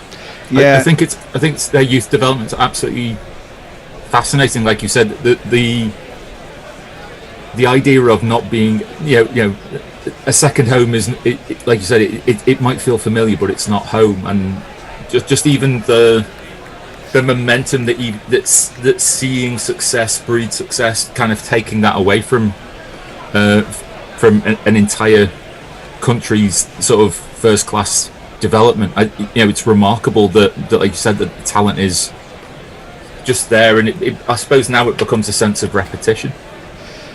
Consistency of squad and team selection, and almost allowing them to find themselves, find their feet, find out where we've got strength and depth, and maybe be slightly less knee-jerky than some more established teams in country. Well, quite possibly, but I mean, I think one thing they'll learn from this is they probably need another bowler in these conditions, maybe not at home. I think Naseem has bowled really well, so has Shaheen Afridi. I think Mohammad Abbas looks tired when he's coming back for thirds and fourth spells, and he hasn't got much pace to start with, so he kind of loses a bit of his effectiveness, and Yasir Shah has to bowl way too much. Shadab Khan doesn't look like a finished article as a leg spinner. And actually over here, as we said yesterday and the day before, they could have done with an extra pace bowler, really. Yasir Shah shouldn't have really been bowling 12 o'clock on day one, ideally. Maybe in the middle of the afternoon, after you get through 4 seam bowlers, get 5, 6, 7 overs each in the first stint. That takes you up to lunch. Then they get the first bit after lunch, and then you think, if things aren't going so well, Yasir Shah gets a go middle of the afternoon session on day one at the earliest, but they had to bring him in so early, and they were so short of resources, it became quite easy for England.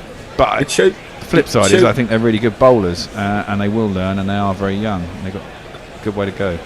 It does show just how much extra value there is in that in a decent class, let alone a world class all-rounder. Yes, absolutely. And England are blessed with that, really. I mean, we've got Ben Stokes, and when he's bowling and batting, it makes our selections a lot easier. You can pick 3 genuine bowlers and a spinner, and still have the option of obviously 4 seam bowlers. And you've got a genuine spinner, and probably Rooty as himself, because he's captain, so he'll stick himself on for a few overs. And it gives you a lot more selection problems. And I think we're one of the few teams in the world that have that luxury currently at the moment, with a genuine world-class all-rounder. Well, I think also a question of, there's a problem endemic in world cricket today, right? That the fact that the shorter versions of cricket occupy so much time and effort of the young players the world over. Not necessarily in England, because I think, no matter what's going on with county cricket at the moment, you do have county cricket giving so much more opportunity for red ball play for the bowlers and for very long spells, etc. I think a big problem is for most countries that the fast bowlers do not. It's also I guess the new theory that you shouldn't overbowl them.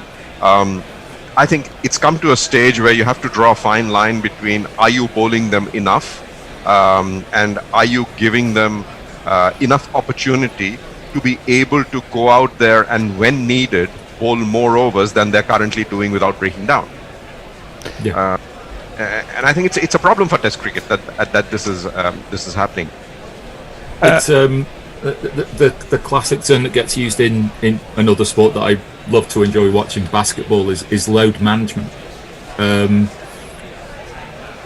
It used to be a sign of strength and determination and how good a player that you would play all 82 games in an NBA season, and now teams are actively managing the workload of their players in order that they're fresh and they're fit for the more important games of the season. So basketball is a bit different, don't you think? No. But it's that. I think it's that analogy of that. There has to be this sense of.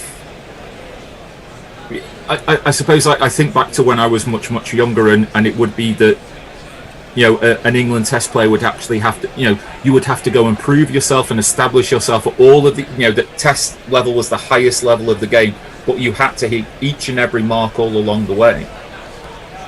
But by the time you got to Test match level, you could see that some of these guys were already on the downside of their careers simply for quantity of cricket bowled, as you're alluding to, the idea that they're already nicked and injured, and you never quite see the finished article. Yeah. Whereas, the exciting thing about watching Zach Crawley bat in the first couple of days was that you got a glimpse at this potential, what fully realised potential there was, even if it's only for a couple of days, and we might never see it in that way for another 5 years, 10 years, that the potential's there. So... Yeah, I mean, you got to remember, when you and I started watching cricket in England, I remember that whole Barney, probably around about some Ashes in England when we lost to Mark Taylor, and shortly after that when we were using however many thousands of players against the West Indies.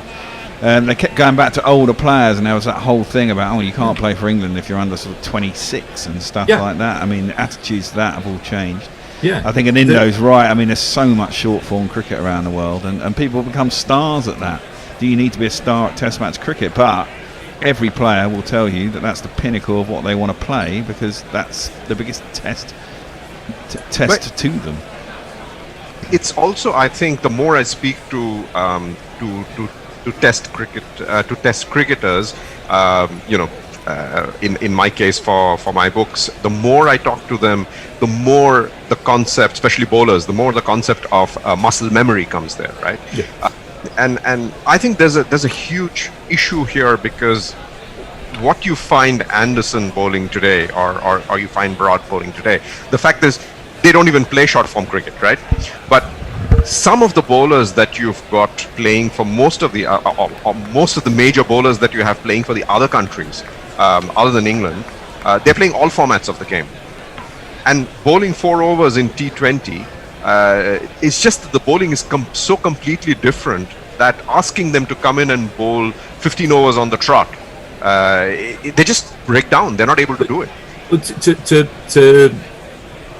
To go back to a point that you made right at the very start of this morning, you were talking about that you would, through your books, you turn around and you created almost this pyramid, this hierarchy of being able to look at the effectiveness of spinners. And you were talking about, was it Ashwin, where he said he'd almost got to the point where he'd forgot what his stock ball was. That T20 and shorter forms of the game sometimes promote this idea that every ball has to be a different type of ball, infinite variations.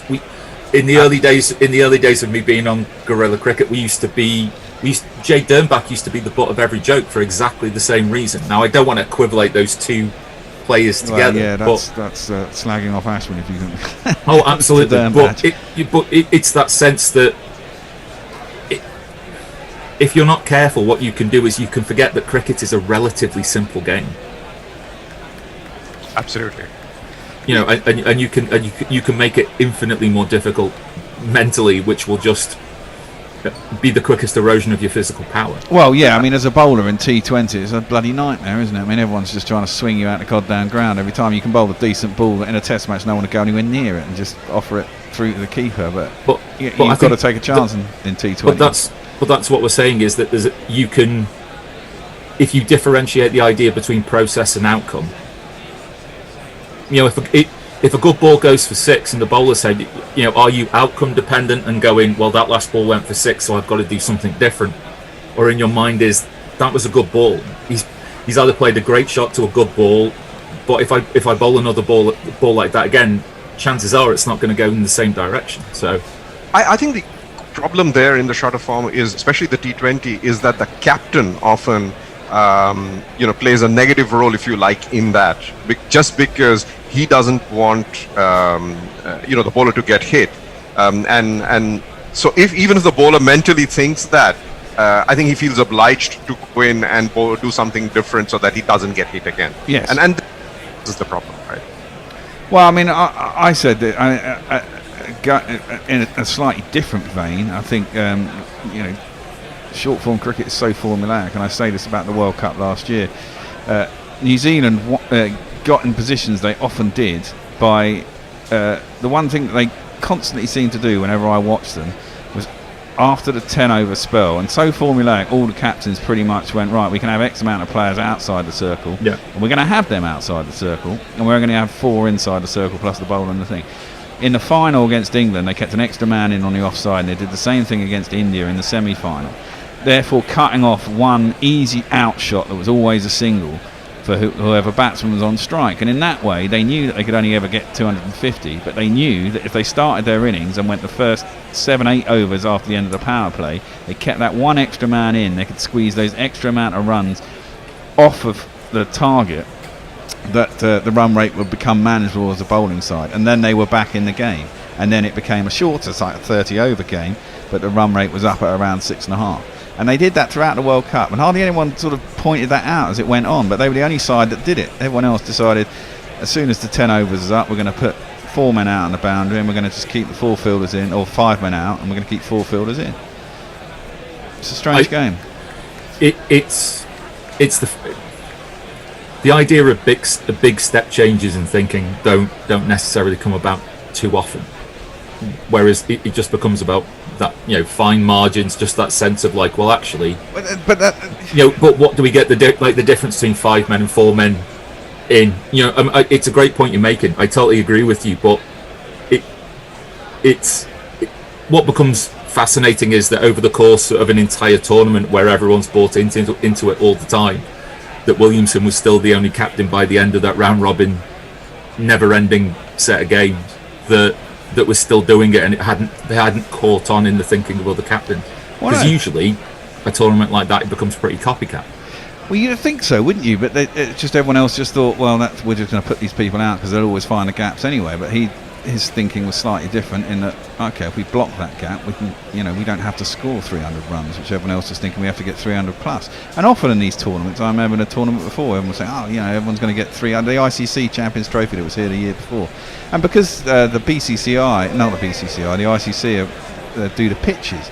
I think England were, some of the pitches last summer were quite dry, and they weren't particularly English pitches that England have been scoring 400 on in the last couple of years and stuff like that. And so the game comes slightly different.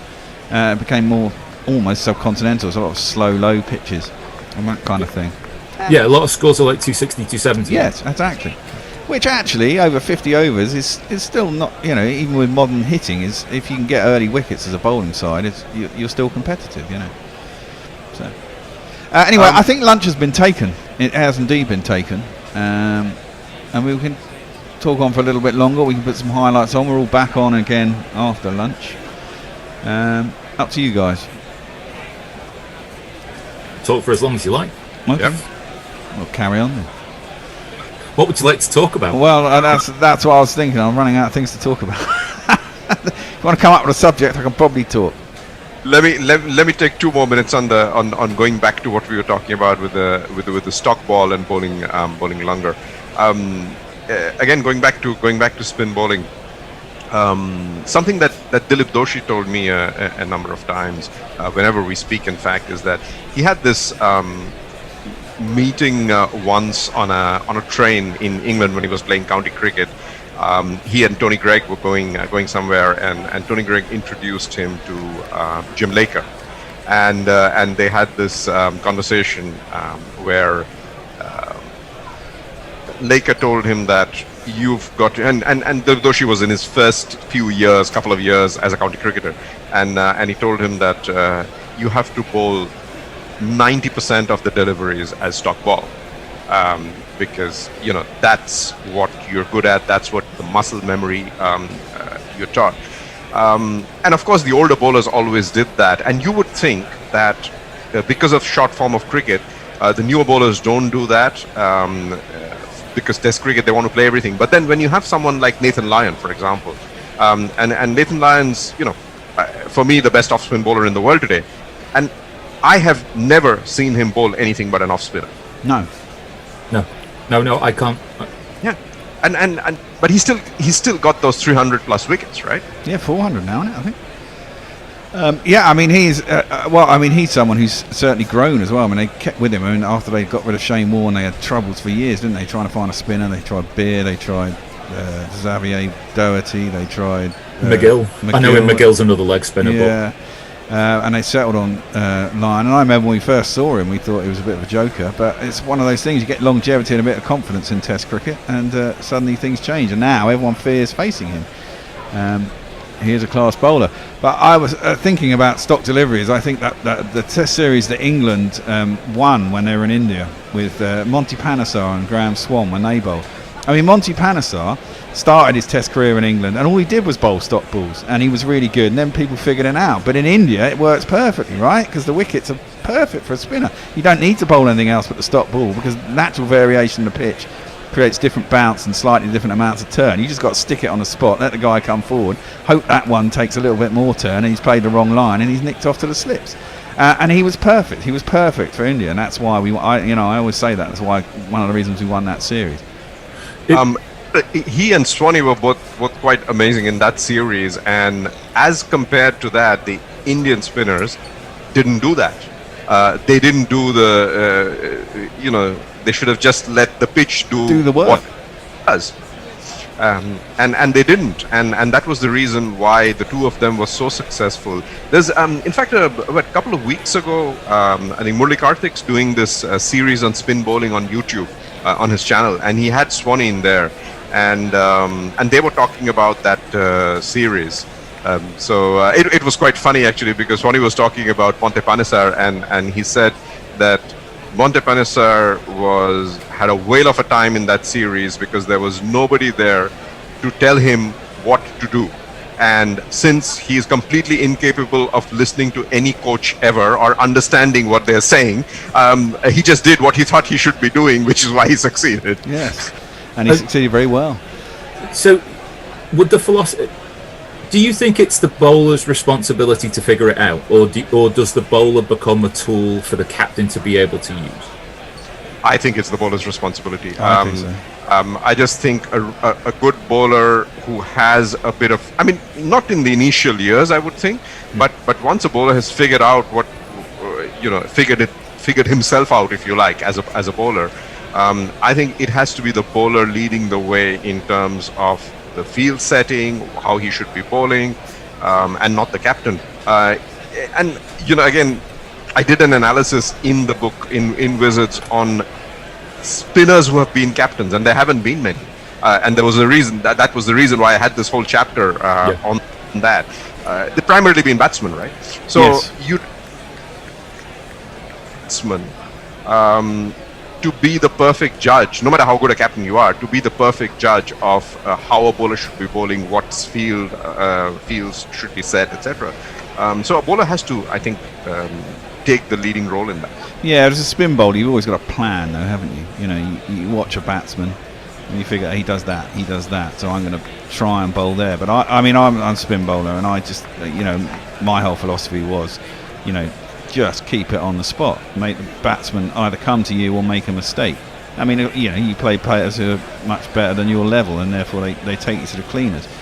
But you play at your own level, and I was pretty successful as a club spinner. I took a shed load of wickets just by bowling it on the spot. Never had big hands, didn't spin it a lot, but knew that the only thing I ever really changed was amount of flight and a bit of pace. Always tried to get it drawing them forward outside the off stump. And I think it depends on who the spinner is. So you knew what you were doing. So, and then you have someone like Bhagwat Chandrasekhar, where Chandra repeatedly told me whenever I spoke to him that all I wanted was 3 close-in fielders, and then I'd just go back to my bowling mark. I didn't care where the other fielders were, and the captain just put them wherever he wanted.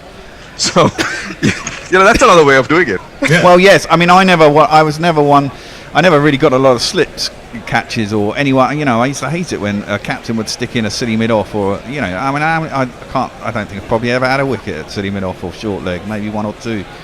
I ever got people caught misdriving in the covers mid off, and I always wanted someone out on the cover boundary in case I dropped one short, and the same guy out on the mid wicket boundary, and everyone else just in a ring around the thing, and just be able to contain them, and then make the mistake. I wonder whether that's similar to the difference between like a pro golfer and a club golfer. That a club, that say there's a par 3 and there's water in the front, all the club golfer can see is the trouble, whereas all the pro can see is that it's actually, this is a regulation 9-9. If I hit this club correctly, there's nothing to worry about. It's 20 feet away on the green. That there's this sense of that.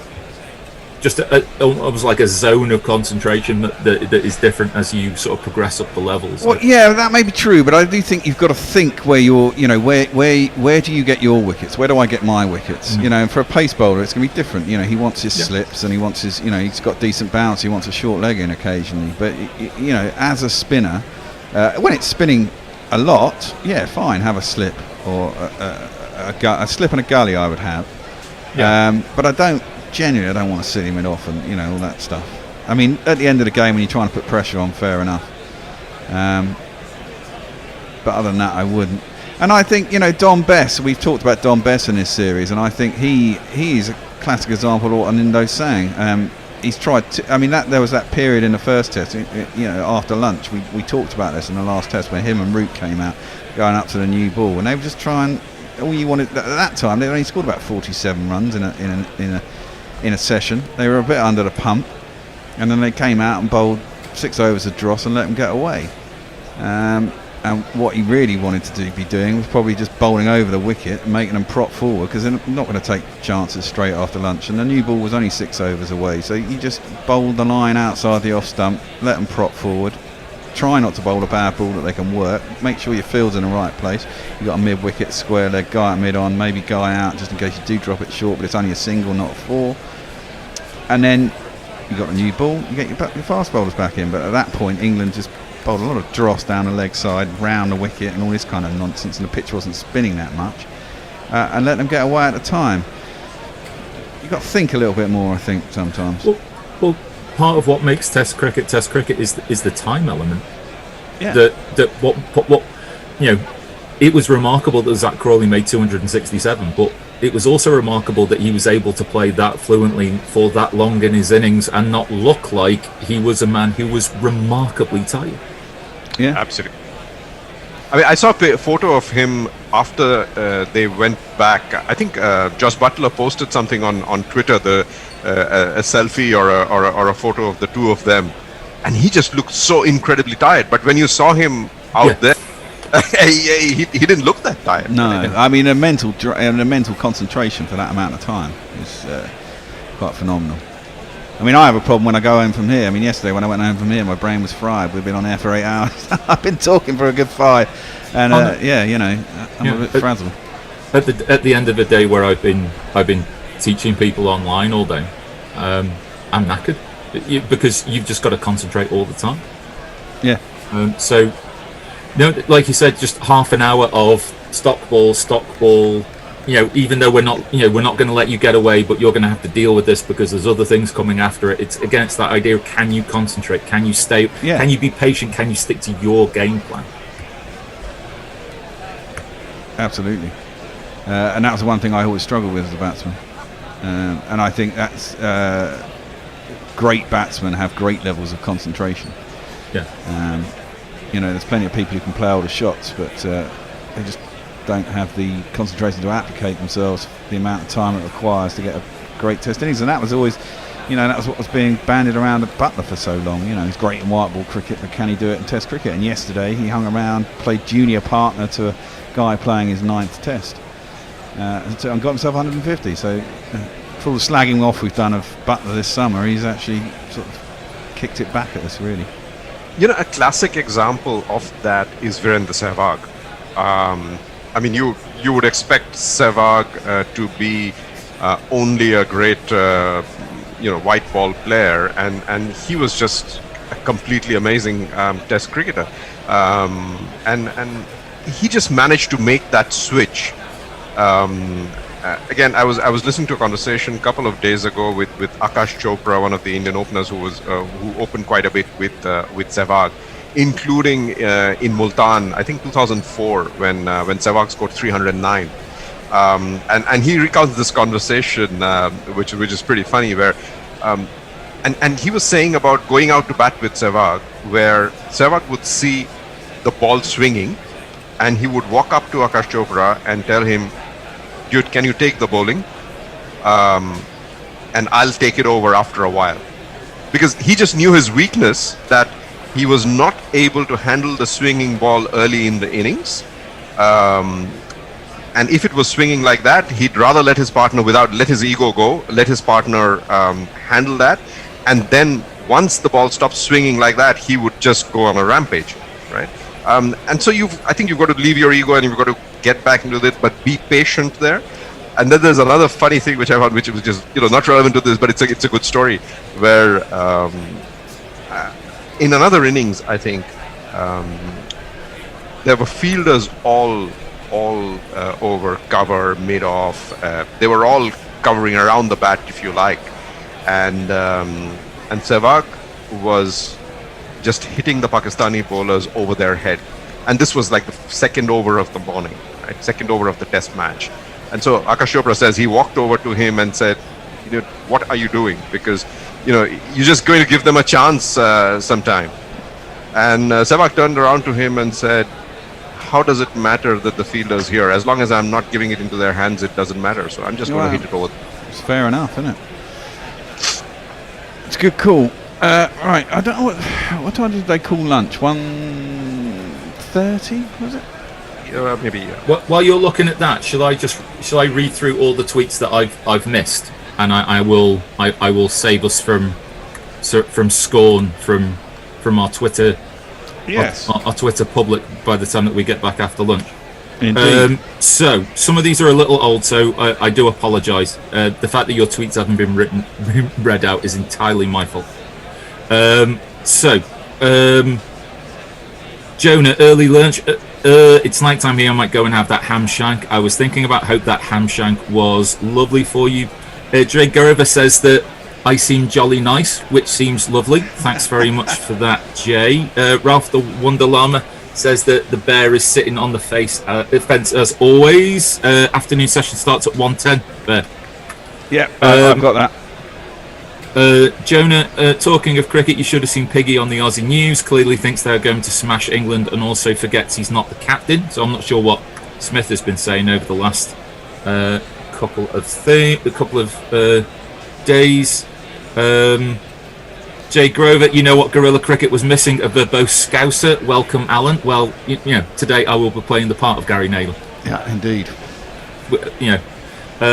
So, and then there's a couple of comments from Jay and Subtle Knife about the fact that I was missing some tweets, but I then think apart from that, I think we're very much up to date. Does people want to go and have some lunch then? I'll just stick on some highlights for 15 minutes and we shall be back shortly. Yep. Can do if you want to. Yeah, might as well. Otherwise I have to sit here all day, every day. Fascinating discussion, gents. Thanks very much for that. Indeed. We'll go back to the England-Pakistan ODI from the World Cup last year. 91 Pakistan after 16 overs. And Indo, you're back at the second stint, aren't you? Yeah, I'm back. I think 40 minutes after lunch. Okie dokie. We'll see you then. You're on with Faisal. That'll be fun. And Grubby. And Al, you're back in 15 minutes with Nestlers and Tony. You will hear me then later. Okay. Thanks very much, gents. All right, see you shortly. Bye. Through for one. Imam, strange kind of innings. 38 from 47. He had that one belligerent 6 where he sashayed down and hit the ball to long on for 6, but barely has shown any aggression apart from that.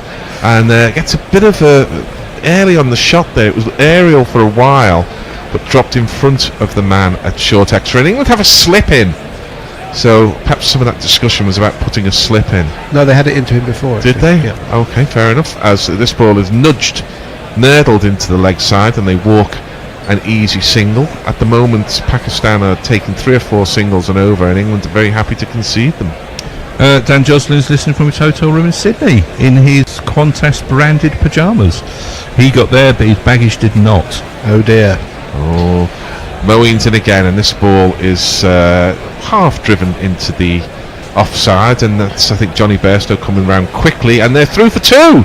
So that's a very rare 2 there, but from Pakistan. They did requiring the sweeper to run. It was either Johnny Bairstow or Ben Stokes, couldn't quite see who, and a very rare 2 for Babar Azam. Pakistan moved to 94 for 1 in the 17th over. This is driven again to the same place, so perhaps they'll be round for 2 again.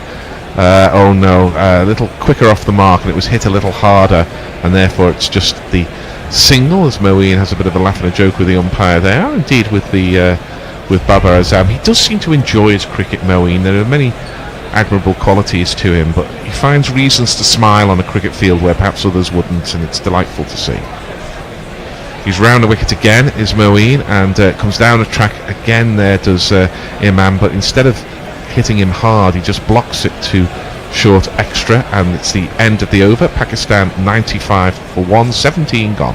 Arthurshire says, quoting me, all this dancing and stuff that goes on, lamenting those nefarious modern trends like the Charleston and Lindy Bop. No, but you know, I mean, a lot of these modern pop stars, they have about 30 dancers on stage, don't they? All doing the same stuff. Well, it's been going on for years. Michael Jackson did that 25, 30 years ago. Yeah, I know. But Madonna. It's boring, isn't it? Yeah. Well, isn't it boring? I mean, it should stand and fall by the quality of the music rather than the spec. And of course, when you Well, go it to is a these giant spectacle. gigs, you don't even see them. You just watch giant screens of them doing it. It's a bit strange pointless. I hate big gigs. The artist formerly known as Short Third Man says, I love Korean films, especially the thrillers. Train to Busan is far better than the myriad of zombie movies Hollywood produces every year. Oh, it's a brilliant film. Brilliant film, Train to Busan. I knew it was going to be good. I didn't expect it to be as good as that. The longest I've had to wait for my luggage to turn up was 8 days into my holiday. Oh, ouch. But if he's in Qantas branded pyjamas, that suggests he's got on the plane and turned left into first class. So, well, he says the cricket is on in the bar downstairs. He's in bed listening to you all in my free Qantas branded pyjamas. I think that's turn left on the plane, and that's always a pleasant thing to do. Change of bowling? There is a change of bowling.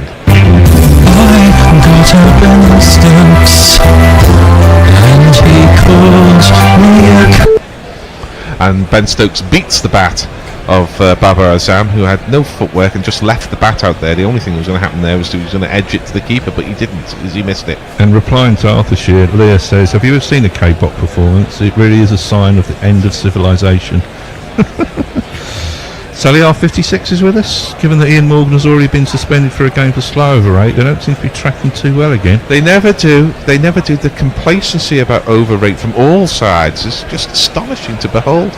Stokes is in again. This is slightly down the leg side, and Babar Azam helps it on its way to Chris Wokes, who's down there at fine leg, and they're through for 1. I think it's a bloody stupid thing to have in one-day matches anyway. Just turn the lights on. Yeah, but they would literally be playing at midnight. If you gave them a free hand, they'd be at 10 overs an hour. I promise you, it's astonishing how dilatory they are. Between the overs, conferences in the middle of the over, any amount of stuff being brought on and off the field. It's Ben Stokes is in, and he goes back, does that's Imam, and there's they kind of walked to the middle and decided whether they were going to take the run or not, and did take the run. The ball dribbling to third man and through for a single. It's a good job Nadal doesn't play cricket anymore. Yeah, I mean, there've always been slow players in golf and in tennis. What's well, they've had the clocks in golf and more recently tennis now, haven't they? But what's amazing is that all cricketers seem slow. Nobody seems to want to get on with it in the field. Ben Stokes is in. This is a fullish ball with a little bit of reverse, I would suggest there, and it's driven to James Vince, who's at deep point, and returned to Joss Butler, who's had a bit of a decent enough game. He let one through earlier on, which I thought he should have had the the full barrier behind it, but he went with his gloves, missed it, and they were through for a single. But otherwise, he's played well. Imam's gone to 40 from 51 deliveries. Pakistan approaching that 100, labouring towards it. It has to be said. Stokes is in again, and this is outside off stump, and it's sat on, if you like, by the batsman as he sort of late cuts it, or rather just lets the ball run off the face down to third man. That's the fourth of consecutive singles in this over. The thing that used to annoy me about sort of playing in Sunday second stuff was when everyone would throw it to everybody, you know, and I'd be like, oh. And then they because I was playing wicketkeeper, they seemed to think they could throw it at me at 200 miles an hour, you know, and I mean, one time I got so fed up I actually deliberately let one go, you know. Just get on with the bloody game. This ball is yet again run off the face, if you like, with a defensive bat to third man, and they're through for a single, which raises the 100 for Pakistan at the end of the 18th over. Imam has 41 of those, Baba Azam has 14. Leah says, have you seen Save the Green Planet? Excellent comedy thriller hybrid that I won't spoil, but you should watch it. It's, I assume, a Korean film. Save the Green Planet. Messi Jez on tour. Airline branded pyjamas are not always indicative of first class. Emirates gave me a pair when they managed to toss a cup of boiling coffee on my tan coloured trousers. Walking around Dubai airport in PJ pants was mildly disconcerting. Must have felt like for everybody else. It's probably illegal in Dubai as well. Must have felt like a king or an emir or something out there. Moeen is about to start, but there's a reason why not to play cricket, so they stop him, and now he's ready. 1 for 20 from his 5 splendid overs. Another line and length ball that Pakistan can do nothing with as Baba hits it to mid-on, and there is no run. To be fair, England have had their men saving singles in quite tight, which has meant singles have been saved, and this is pushed to the left hand of that man running round from mid-wicket towards mid-on. I think it's Ben Stokes, and they're through for a single this time. When they're bowling, Moeen's a man who always wants the ball given to him quickly, isn't he? Yeah, he always is like, you know, don't throw it to everyone else, just give it here. Yeah, you know. I think he is one of the few players who does seem to want to get on with the game, bat in hand or ball in hand. Yet again, the ball is deflected to short third man, where Adil Rashid throws it in. It was the man at first slip who caught it. It was Stokes. Rashid